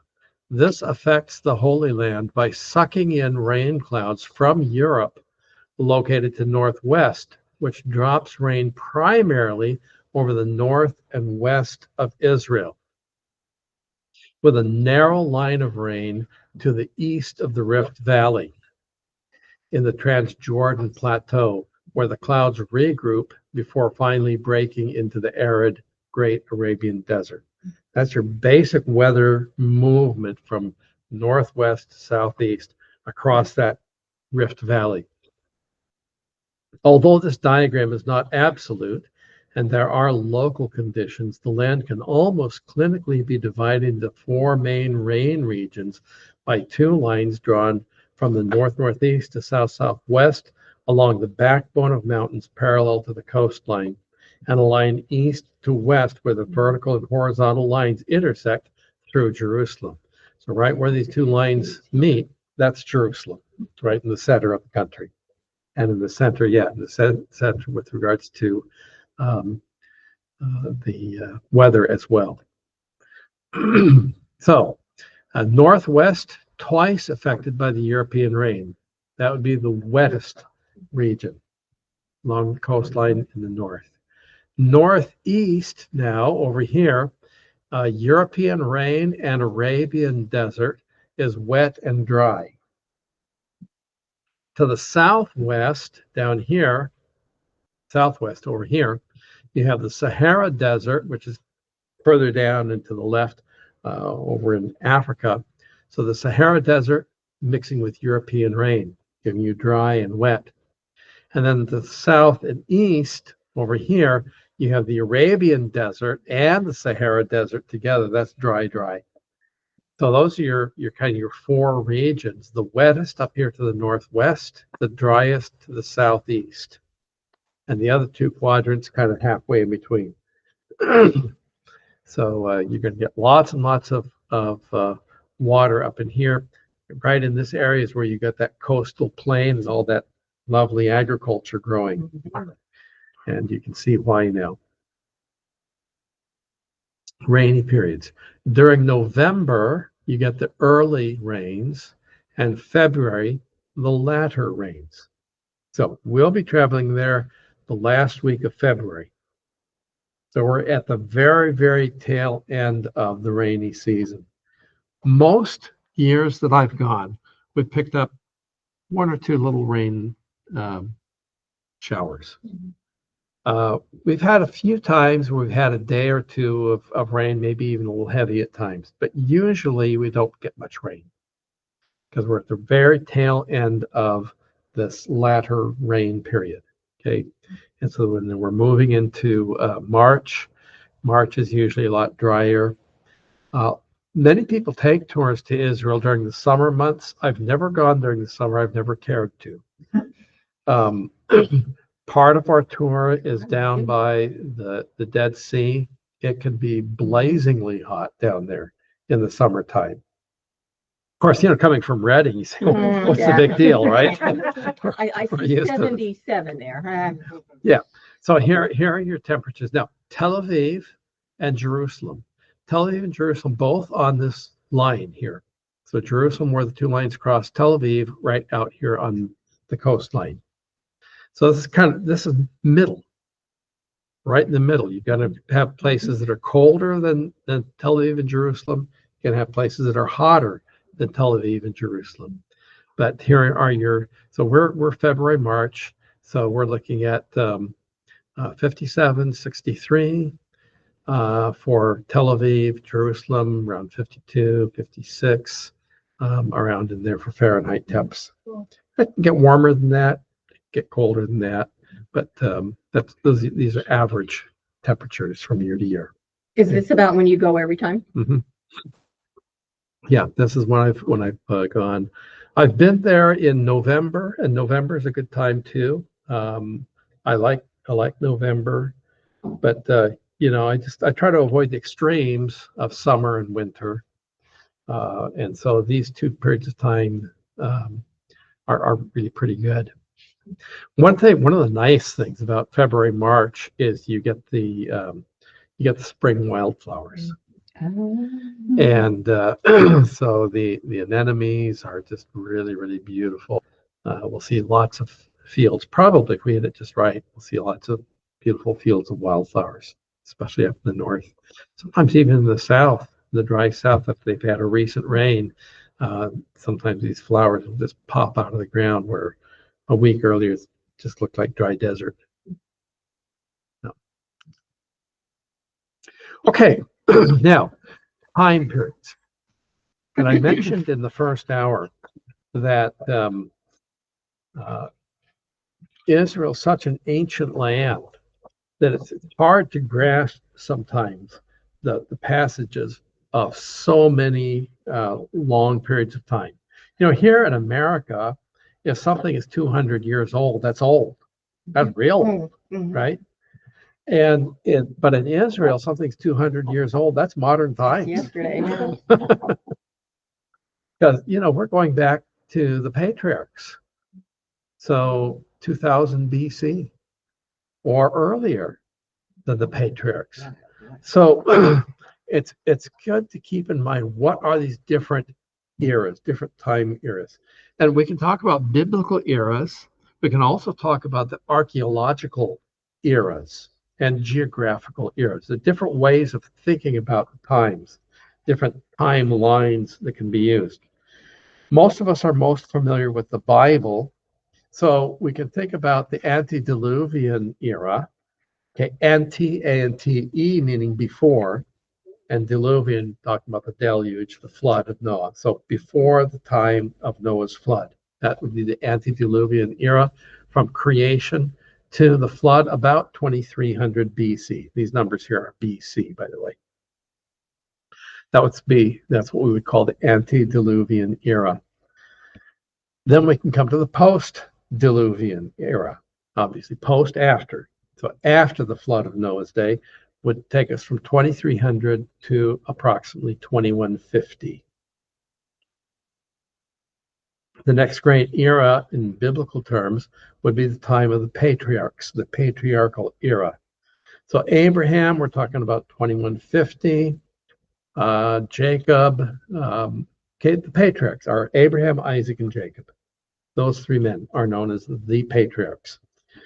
There are occasionally other names that are referred to as patriarchs, but the Abraham, Isaac, and Jacob are really the three great patriarchs biblically. So if we're going from Abraham through Jacob, we are looking at 2150 through 1875. Hey, you're not matching up with the handout. Just write it in there. What? You're not matching this is the big one. Oh, the big one? Mm-hmm. Okay. Close. Exodus and the wanderings. Okay. Israel comes out of Egypt in the Exodus in 1446 BC. We can nail that down very accurately. The Bible dates the Exodus from the time of the dedication of Solomon's temple. And due to that, we can date the Exodus from Egypt to 1446 BC. And then the wanderings through the wilderness to about 1406. And at that time, they will enter into Canaan. The conquest of Canaan under Joshua will take us from 1406 to 1390. The period of the judges then, now you'll notice there's a little gap between 1390 and 1367. That's because we're not sure about when the period of the judges actually begins. Okay, but 1367 to 1050, roughly the time of the judges. Then we have the monarchy. Okay, monos, one, archy, ruler. This is when Israel had one king, and there were only two of those kings. Well, there were three of them. So we have Saul, and then David, and then Solomon. Saul, David, and Solomon would be the period of the monarchy, 1050 to 931 BC.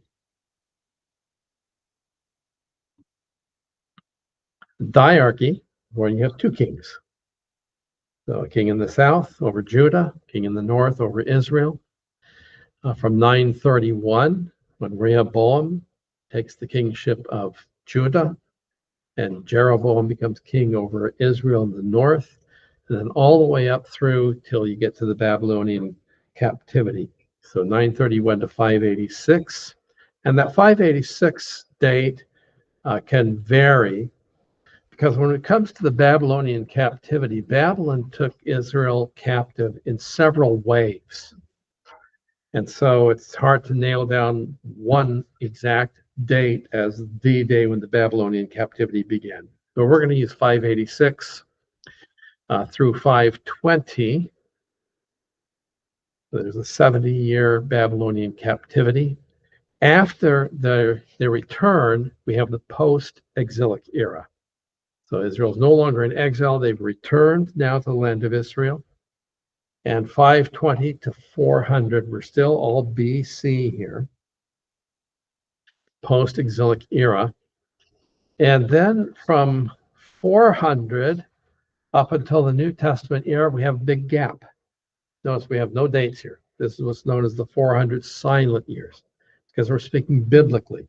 So from Malachi to Matthew in your Bibles, you just turn the page in your Bible and you go from one to the next. But there's 400 years of silence. So these are the 400 silent years. Now we come to the New Testament era, and we are going from 5 BC to AD 100.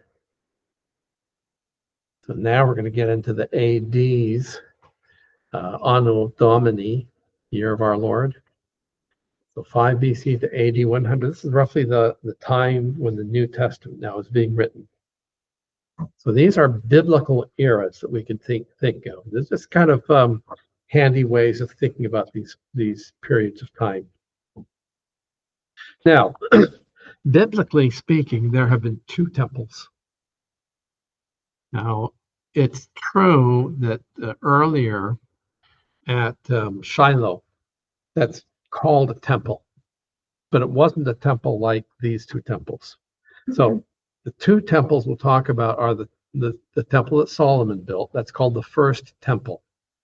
So that was built by Solomon, notice, during the monarchy, during the closing time of the monarchy, throughout the diarchy, and comes to an end with the Babylonian captivity, because the Babylonians destroyed that first temple in Jerusalem. And that period of time is also known as the first temple era. So it combines the closing part of the monarchy, goes through the diarchy, takes you up to the Babylonian captivity. So that's what we call the first temple era. Yes. How many years was that first temple standing? So the first temple was standing from, say, roughly 950 BC up until the 587, around in there. So 430 years. okay, there's the mathematician.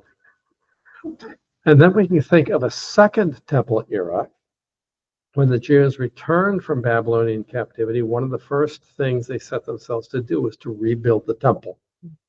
And so that the rebuilt temple is in the time of Ezra and Joshua and Zerubbabel in our Old Testaments. They are the ones who were rebuilding the temple. And it takes us up until it's destroyed by the Romans in the year AD 70. So the second temple was destroyed also, but we have a first temple era and a second temple era. Those are also terms that are used to describe biblical eras relative to the land of Israel. Now, we can also talk about eras of time in geological and archaeological terms. So what we're looking at here is a depiction of what's called a tell, T-E-L. That's a word you'll hear often. Throughout the land of Israel, in fact, throughout the Middle East, you have settlements that were built and then destroyed, later rebuilt, destroyed again, later rebuilt, destroyed again. In other words, you get these layer upon layer upon layer. They didn't have heavy earth moving equipment to clear away rubble, so they would just build on top of the old rubble. And oftentimes, due to sandstorms and so forth, it would get filled in with sand and dirt. So you just build on top of the old layer. Now, archaeologists can come in now and dig down through these layers, and the top layers are the most recent. And the further down you go, the further back you go in time, and you can uncover more ancient layers of civilization. The archaeologists then look at artifacts they find. Are there burn layers showing a destruction by military force? Is there a lot of rubble that shows destruction by an earthquake? Are there arrowheads that you find? Are there pottery pieces? Now, pottery was built in having different characteristics at different times. So archaeologists can oftentimes use pottery to date a layer within a tell. And that's probably one of the most, I guess, one of the greatest advances in archaeology was when they discovered this pottery method of dating things. Nowadays, they can also sometimes use carbon dating. So, for instance, there have been discovered olive pits at some layers. They can date. They have discovered wine dregs in the bottom of a wine container that they can date by carbon dating. So anything has organic material you can date by carbon. So lots of different things that you can do. So there are different layers that represent various archaeological time periods. And these aren't always exactly the same as the biblical time periods that we've talked about. They don't go by the same names, but we can correlate them. And so this is just an illustration of a tell, and here's where archaeologists might dig down through here at different layers, finding these different things. So what I'm going to do is I'm going to make this easier to see. I'm going to cut out the middle of this tell and make things a little bit bigger. Okay, so this is the same picture, and now hopefully you can read a little bit of this. So over here on the right-hand side, approximate biblical period. So here are some biblical events. And over on the left-hand side, the approximate archaeological period. So you'll notice we go down to the very bottom, this is the oldest time. Archaeologically, we can talk about the Chalcolithic period from 400 to 3150 BC. Chalkos in Greek means copper. So this is named Chalcolithic because they were building things out of copper at this time. Now, earlier than the Chalcolithic period would be the Stone Age, when you find implements made out of stone. But when they discovered how to make things out of copper, that was an advance in society. So 4,000 to 3150. So this says over here prehistory, but we could go back to the, before the early Canaanites. This is before the Patriarchs, before the Canaanites. So we're maybe back in time of the antediluvian or post-diluvian era here. Okay, probably not antediluvian because I think most everything before the flood got wiped out. Okay, but early civilization after Noah and his family landed could be Chalcolithic. Next, from 3150 to 2200 BC is called the Early Bronze. Now you'll notice the Bronze Age is divided into three sections. You got Early Bronze, Middle Bronze, and Late Bronze. And it's also even further divided. You've got Early Bronze 1, Early Bronze 2, Early Bronze 3, Early Bronze 4. You got a Middle Bronze 1 and 2, and you got Late Bronze 1 and 2. And we're not going to get that fine in our distinctions. Just to know that the Bronze Age comes next. Now, bronze is an alloy of copper with other metals to make it stronger. And so this was another great advance. So during the Bronze Age, let's just speak broadly about the Bronze Age. We got the Canaanites, the Patriarchs, and then the Exodus and the period of Judges. That's basically your Bronze Age. After the Bronze Age comes the Iron Age. And again, the Iron Age is broken up into these various ones, but let's just speak broadly about the Iron Age. And when it was discovered how to make tools out of iron, that was a great advance over bronze because iron is much harder and stronger than bronze. And you might remember reading in your Bibles that when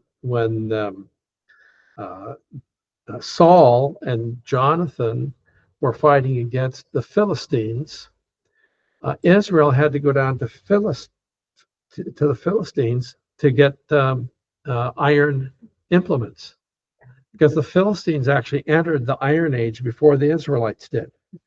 The Israelites were still back in a Bronze Age when the Philistines had iron, and the Philistines, they said, okay, we're not gonna give them any more iron. We're going to sharpen their instruments, and that's going to that's the military advantage over them. So this is the shift between Bronze and Iron Age.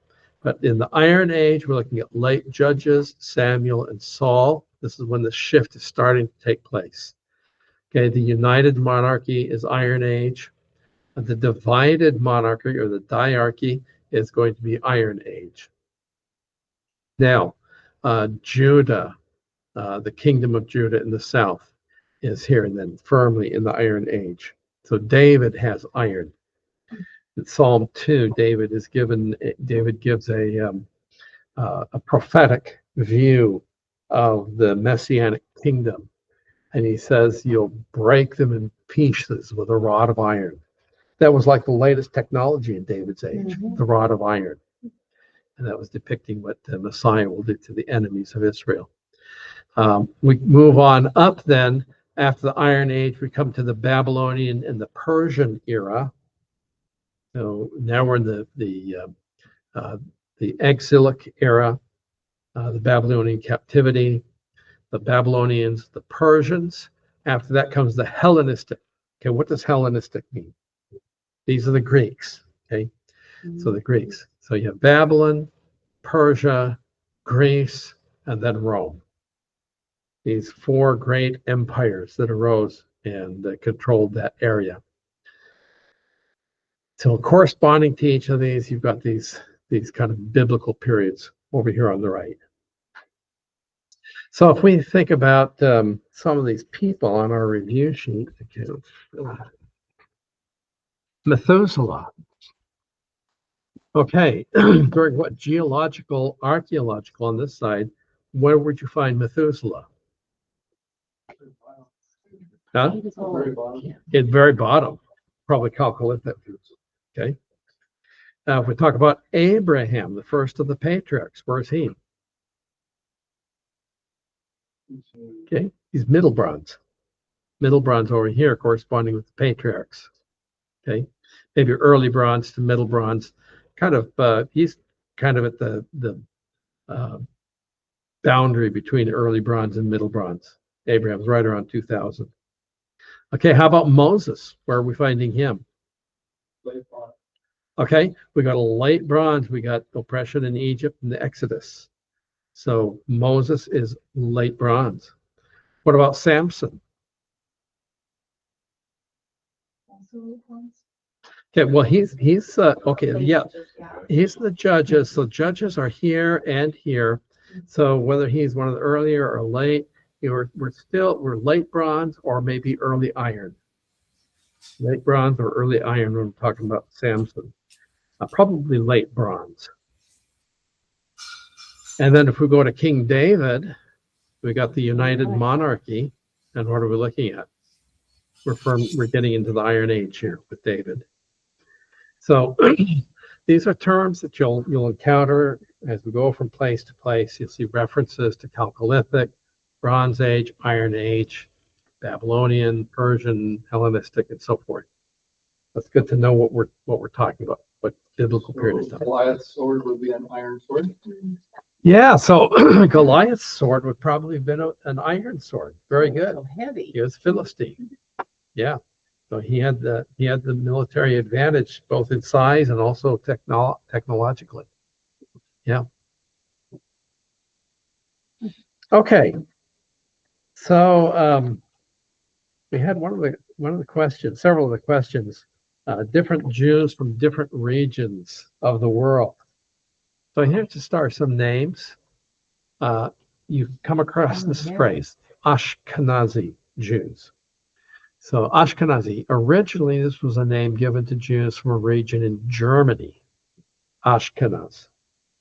The term today is used loosely to describe Jews of European origin, especially of Western European origin, but the Ashkenazi Jews. And so the Ashkenazi Jews developed many of their own traditions for observing Judaism and a unique way of pronouncing Hebrew called Ashkenazi pronunciation. Then you have Sephardic Jews or Sephardi Jew. This was originally a name given to Jews from Spain and Portugal. So Sephard is a region in Portugal. And you may remember from your history reading about the Spanish Inquisition. And during this time, the Jews were forced either to convert, oftentimes by torture, to Christianity, or they were expelled from Spain. And this was about the time that our hero Columbus sailed the ocean blue.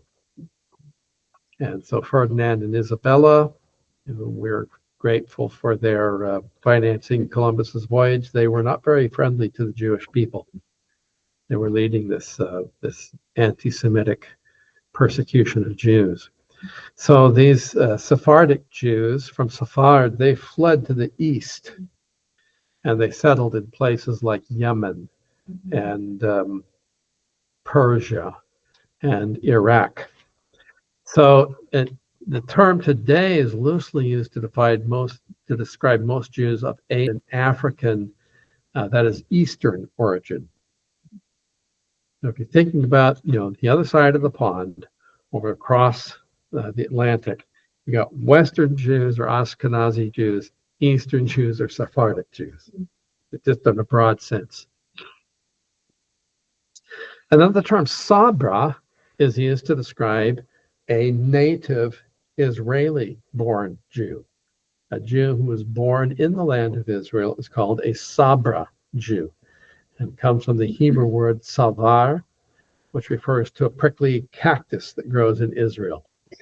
And so this cactus has thorns on the outside, but soft and sweet on the inside. And they say that describes the Sabra Jew. Prickly on the outside, but sweet on the inside. The Jews love nothing better than to get into good heated argument. But if you're really hurting and need help, they'll be the first ones to throw everything aside and come to your aid and help you. They can be very, very sweet. So it's a kind Do of they claim a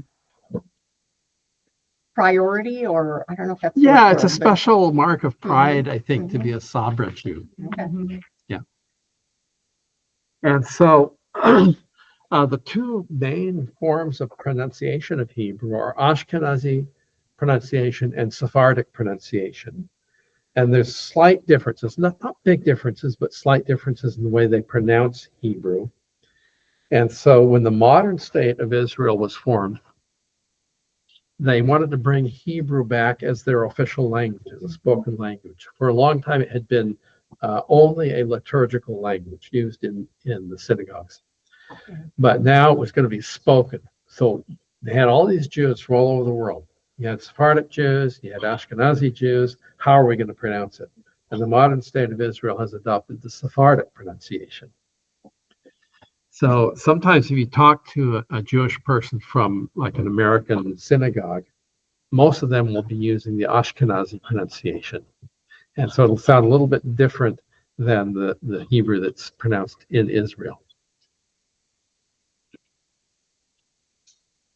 Now, we jumped over the 400 silent years of the intertestamental period. Let's think about that. Between Malachi and Matthew, Malachi is the last prophet of the Old Testament. And you finish that book, and the next book in our Bibles is Matthew, and everything's different. In the Old Testament, you never read about Pharisees and Sadducees. The Gospels, you've got Pharisees and Sadducees hiding under every bush and standing at every street corner. Where did they come from? Lots of things are different. At the close of the Old Testament, you've got this this meager temple that's been built, and the old men, when they saw it, wept because they remembered the glory of Solomon's temple. You come to the New Testament, you got this temple, and everybody's proud of this magnificent temple. It's one of the 7 wonders of the ancient world. Everything's different all of a sudden. We just turn one page.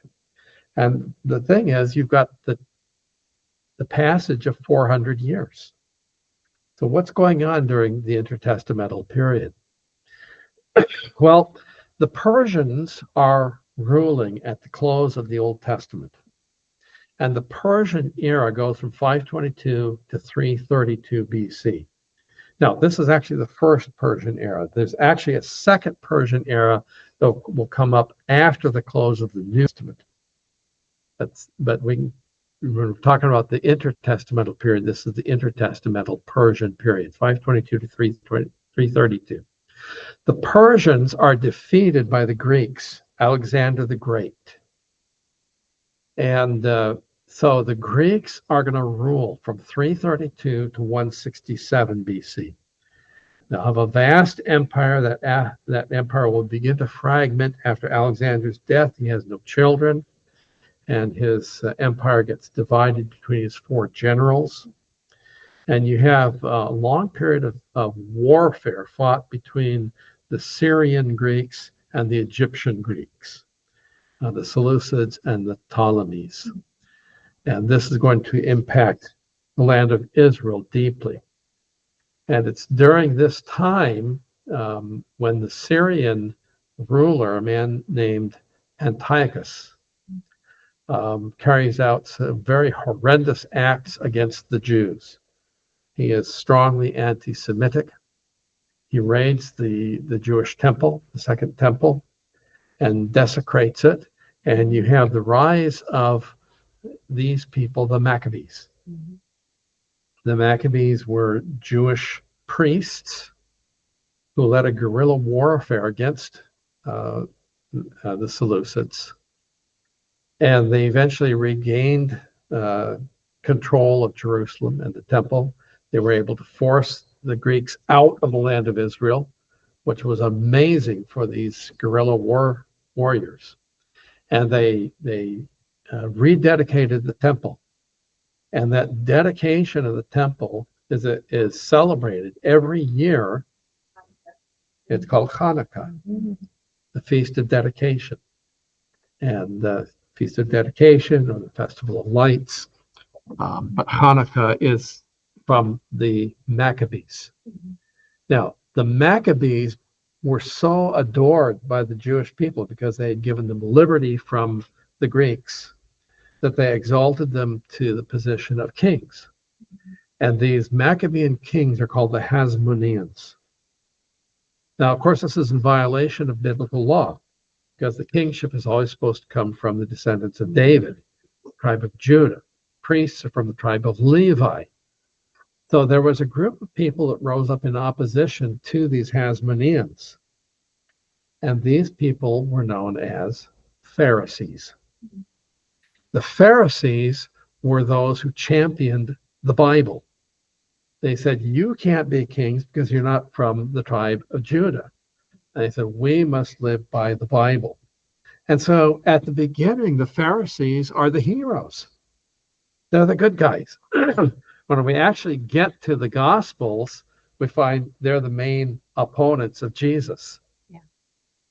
So there's things change, right? But most of the Hasmonean kings were terrible kings. They were tyrannical. They were corrupt. They just were not very good people at all. There was one of them who was halfway decent. But eventually, the Hasmoneans are put out of control, and their rule comes to an end at the conniving of a man named Herod. And Herod is an Idumean, descended from the Edomites, but there by this time are dwelling over in the Philistine area of Ashkelon. And even though he's an Idumean, he's fascinated with the Jewish people, with Jewish culture, and especially Jewish women. And he falls in love with a Jewish girl and wants to marry her, and does. But he has visions of grandeur, and he travels to Rome. By now, the Greeks are out of the picture. Rome is in control. And Herod gets permission from Caesar to be called the King of the Jews. He says, I'll be king over this region and we will pay tribute to Rome. Caesar says, that sounds good for me. It's an ungovernable region. You take care of it. You just pay an annual tribute and everything will be dandy. And this is why Herod then is king. And this is why when the wise men come into Jerusalem and say, where is he who's born king of the Jews? Herod is so troubled, because this is a position that he has gotten from his own conniving and maneuvering. It's his position of power. He doesn't want anybody else to be king of the Jews. And so he slaughters all of the babies from 2 years old and under around Bethlehem. So this is what brings us to the Herodian period, which is still during the intertestamental period, beginning in 63 BC. This is when Herod gets named as king of the Jews, and takes us up to 4 BC, around the time of the birth of Christ. We'll just say that. But that's this is what's going on in the intertestamental period. There's a lot more we could say about it. The best sources of information about this period of time come from 2 places. Number one, from Josephus, and secondly, from the books of 1st and 2nd Maccabees. Now, most of us think 1st, 2nd Maccabees, that's part of the Apocrypha, right? You know, we don't believe in that. Study that part. But they are good history, especially 1st Maccabees, more so than 2nd Maccabees.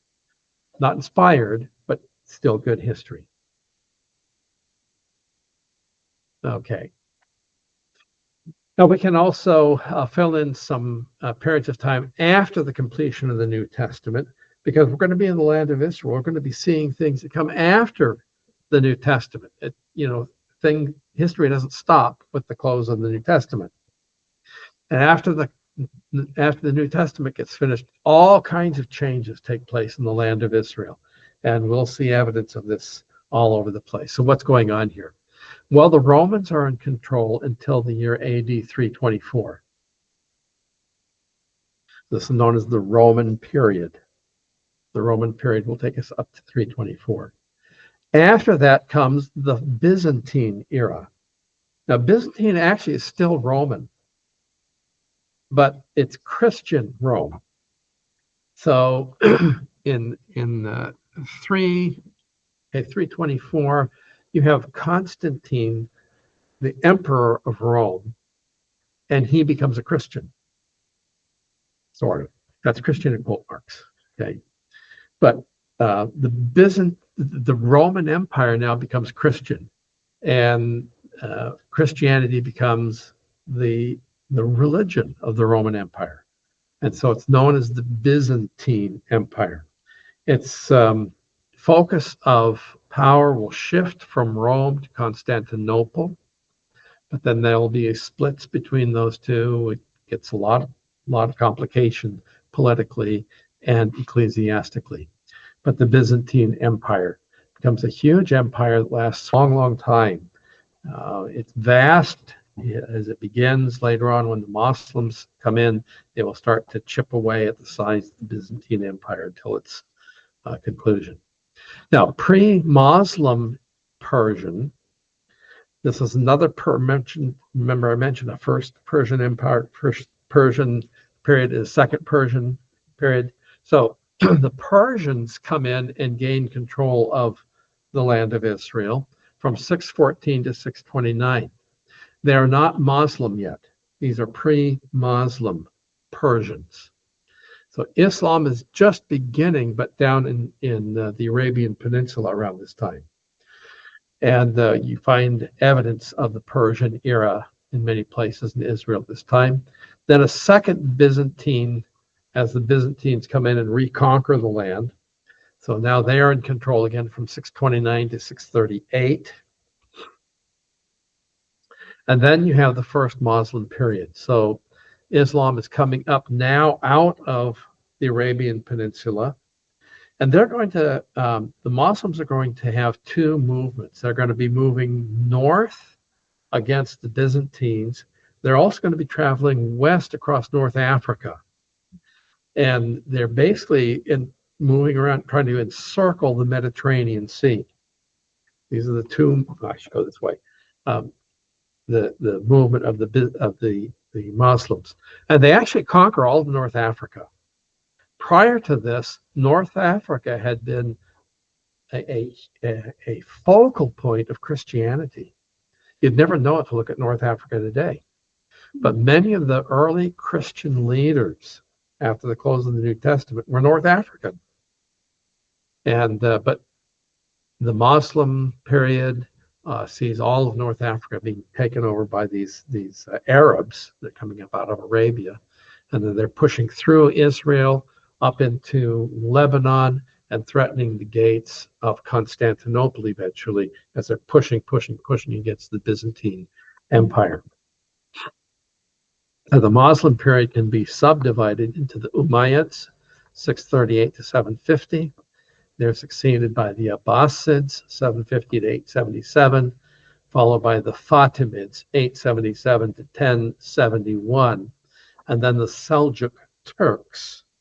These are all different groups from different areas of the Muslim empire, but they're succeeding each other.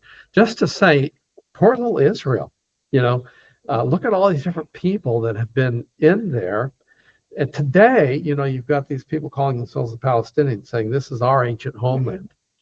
Well, all the different people that have lived there, you've had the Jews, you've had the Babylonians in control, you have the Persians in there, you've got the Greeks in there.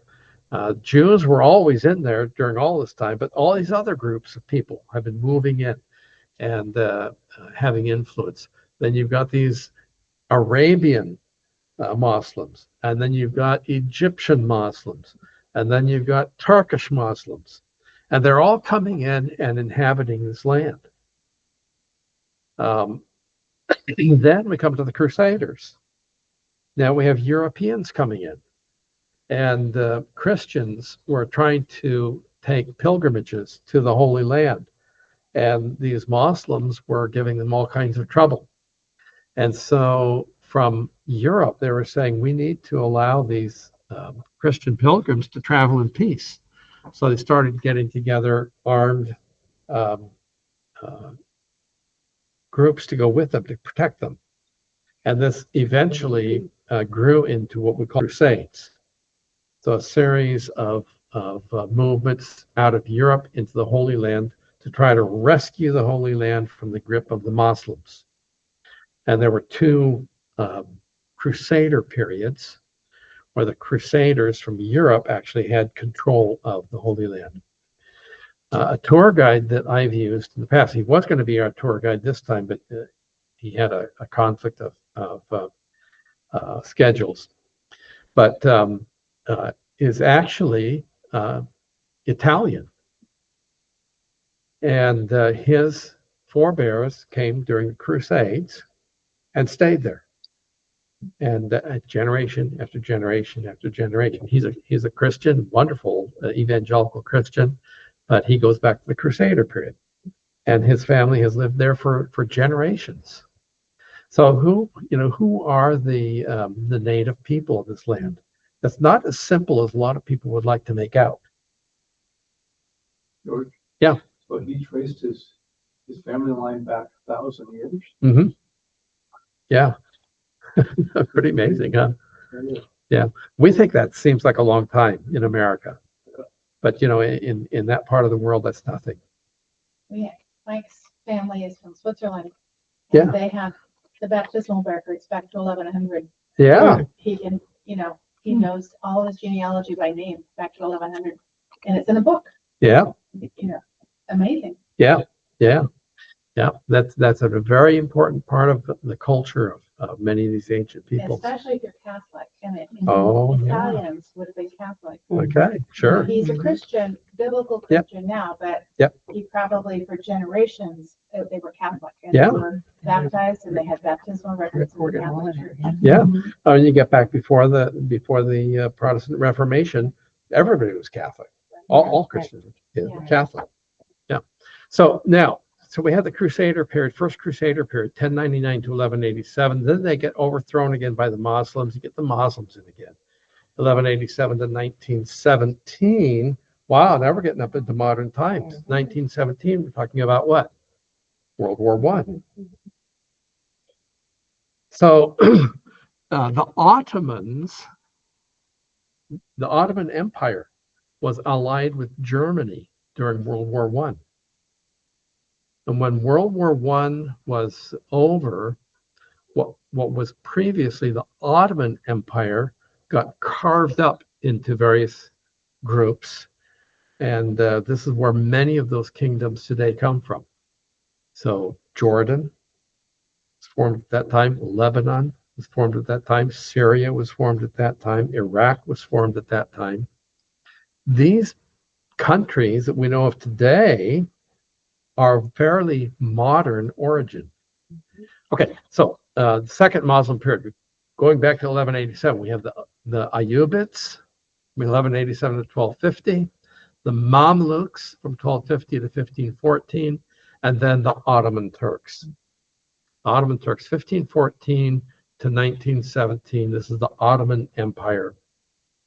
And today, Erdogan, the president of Turkey, would like to bring the Ottoman Empire back. This is his big dream, is to recreate the Ottoman Empire, and he would love to be none other than the emperor.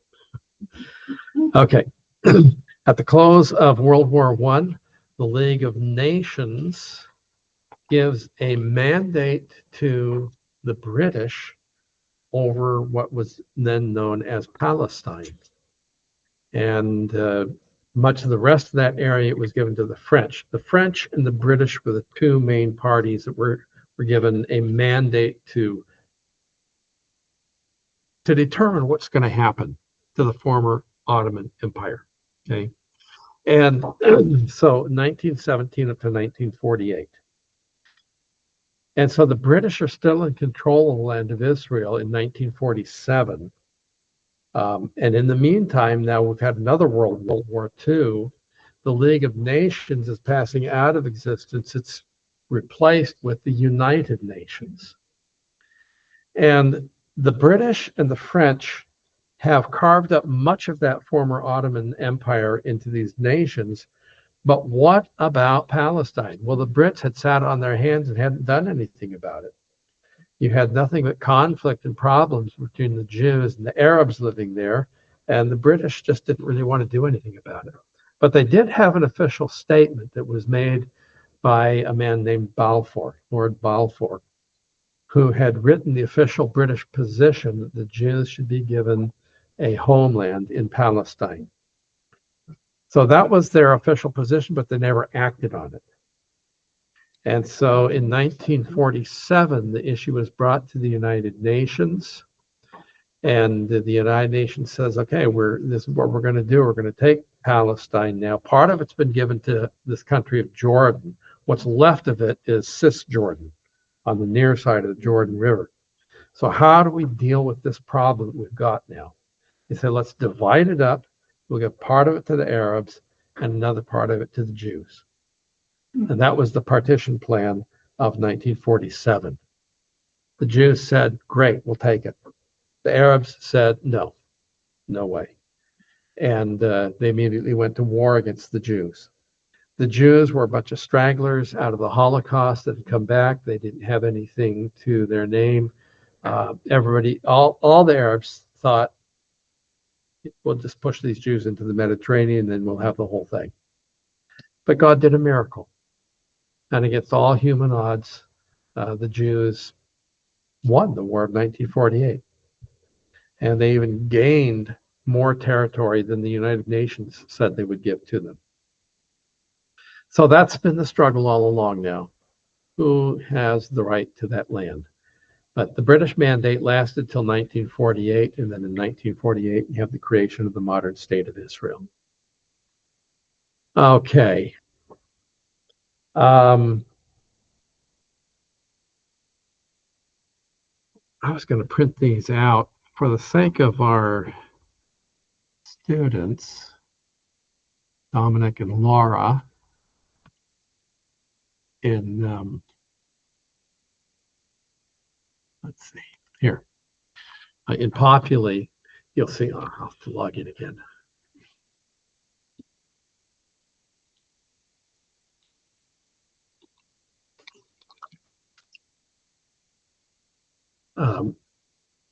There's a map here, and I'll print some of these out for next class. Here's just a line drawing of the land of Israel. You have, of course, this map in the notes I gave you tonight, and there may be something in the booklet also. But if you kind of look at that, kind of think about the geographic regions. Where are these geographic regions? Where are the major water courses and so forth? That might be helpful. Okay. And on the test, you'll want to do that. But this is just something you can have. And I was going to print some out tonight. I didn't get that done. I'll bring some just for you to have to kind of play around with, kind of fill in things. As we start going through our notes next week, you can think about where things are in relation to this map. But here's the southern tip of Israel down there at Eilat. Here's the northern tip up here, Mount Hermon. You can see the little bump out here into the Mediterranean. That's your Mount Carmel, the Bay of Haifa down here. This region here that's carved out, this is what's known as the West Bank. You hear a lot about the West Bank. Okay. So it's because it's on the west bank of the Jordan River in this part. Okay. This is up in the mountains of Judea and the mountains of Samaria. I've been confused forever about that because it's not on the west. Yeah, it's on the east side of Israel, but it's the west bank of the Jordan River.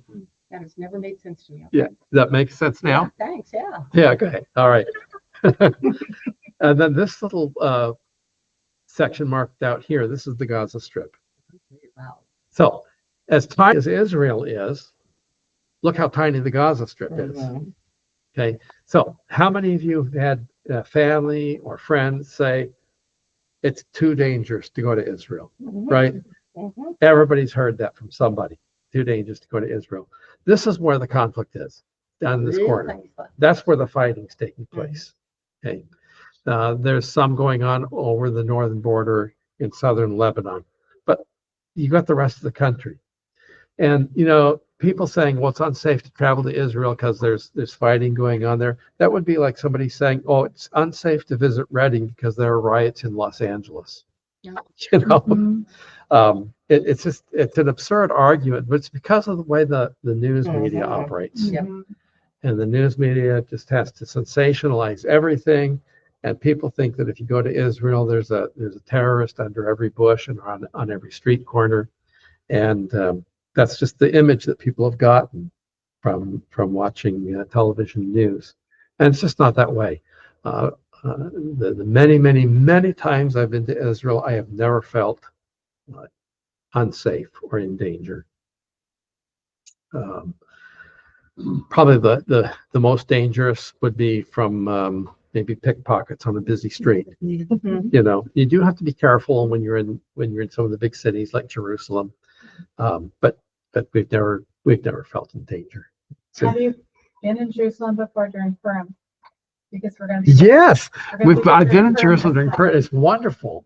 Little kids are all dressed up in their costumes, and yeah.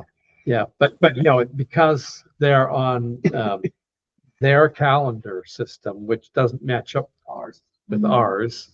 It changes from year to year. So sometimes during our tour, we are there during. It's March 2nd. Yeah. March 2nd. When we first get to Jerusalem, I think. Yeah. Yeah. So that'll be fun. Yeah. That'll be great fun. Yeah.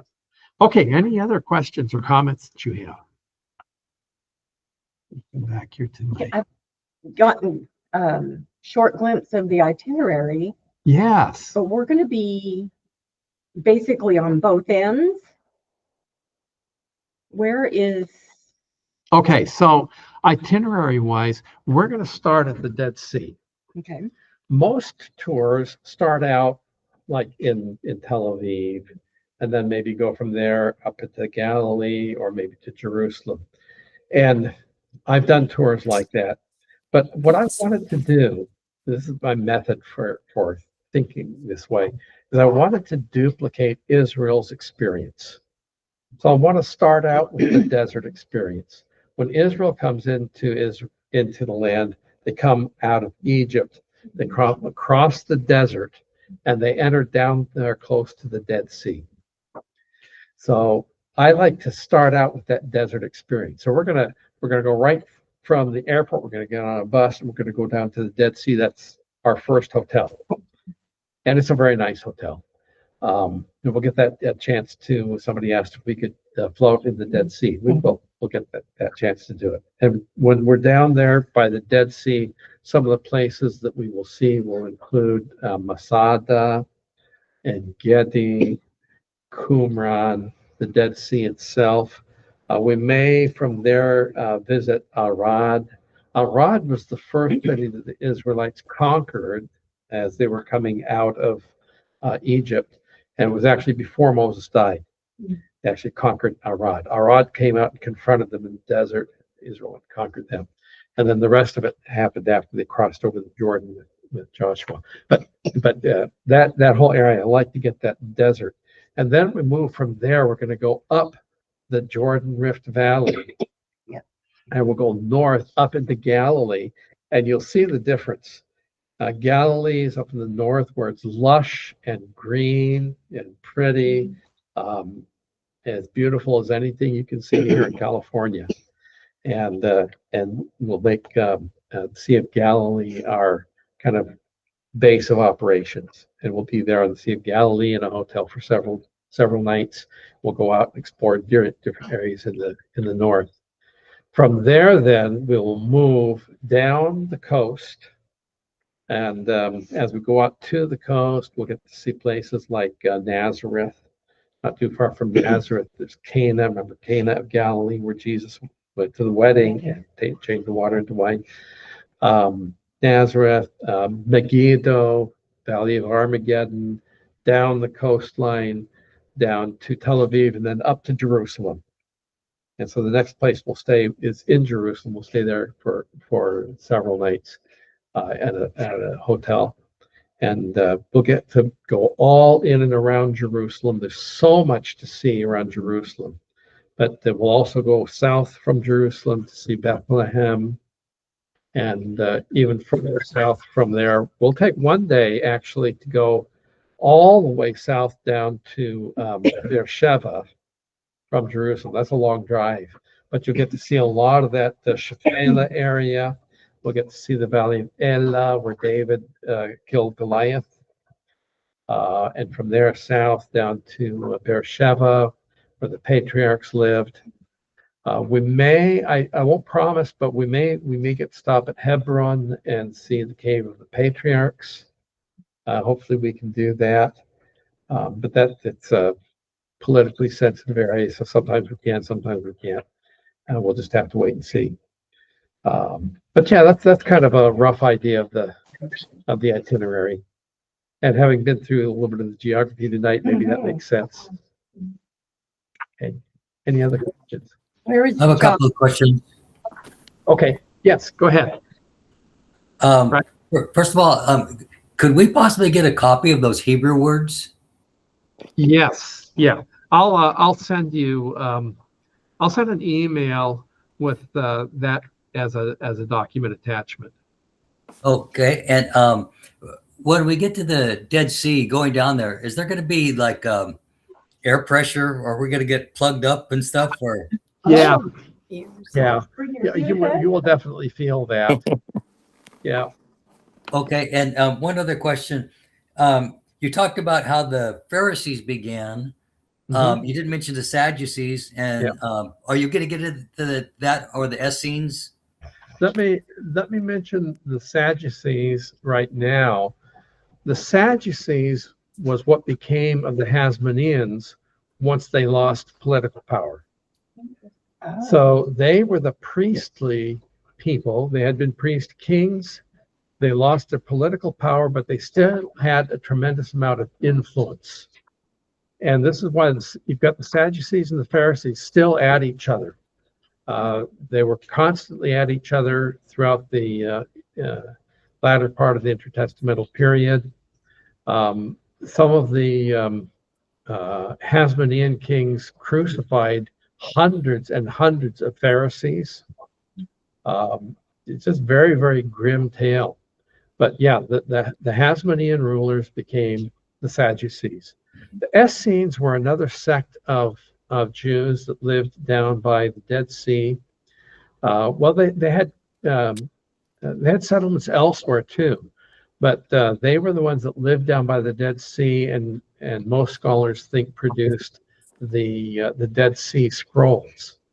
But they were they had their own beliefs. They were mostly hermits. They were ascetic. They were single. They didn't have children. So you could only become an Essene by joining that sect. You couldn't be born into it because they didn't have husbands and wives. Mm-hmm. And there are a number of other interesting things about the Essenes. Josephus writes a lot about the Essenes. Why don't we find them in the Bible? Yeah, that's an interesting question. And the reason is that they were just pretty much an insignificant sect. Now, there's speculation by some, I don't agree with this, but speculation by some that John the Baptist had joined the Essenes. Said he was going to send something. Yeah, what's that? Well, I'm sorry. I had a question. I didn't know if you were done. Yeah, I'm done. Go ahead. I'm planning on carrying a backpack with a bunch of expensive camera gear in it. I'm not going to have any problem doing that, am I? No, you won't have any problem with that. Because I'm going to carry it everywhere. Yeah, you'll have it with you. Oh, yeah. And you can even, if you need to, you can leave it on the bus when we get out. But you want to have your camera, obviously. Yeah. Yeah. Also, do you have like a note outline for tonight's thing? Tonight's session is recorded, and I'll see if I can find a way to make that recording available to you. That'd be cool. Yeah, and I emailed everybody the document with the booklet that has a lot of this information and that we'll be using in subsequent lectures too. Okay, sweet. Yeah, yeah. And then Teresa, did you have a question? Where is Jaffa? Oh, well, yeah, where is Jaffa? Jaffa is just south of Tel Aviv. So it's on the coast. If you go from Jerusalem down to the Mediterranean coast, you're at Tel Aviv and Jaffa. Tel Aviv is a modern city. Jaffa, also known as Joppa, is the biblical city. Okay, and so if I read something that said it's just inside the Jaffa Gate. Okay, now the Jaffa Gate is Jerusalem. That's why I'm. That's the gate of Jerusalem that faces towards Jaffa. Okay, that's what I was. That's why it's called the Jaffa Gate. Yeah, okay. Yeah. Well, when we get to the lecture about Jerusalem, we'll talk about the gates. Okay. And all those gates of the old city. We'll have a lot to say about Jerusalem when we get to that. Yeah. Okay. So how? Yeah, Laura. Is the Dead Sea cold? No, it's not very cold. I mean, it's not like bath water, but it's Brisk. brisk. Yeah, it's 73, it said. yeah. You when you first step your foot in, you go, oh, and then it feels good after a minute, and then you get in there and it's fine. Yeah. I was just wondering, since it looks like it's going to be in the 50s and 60s.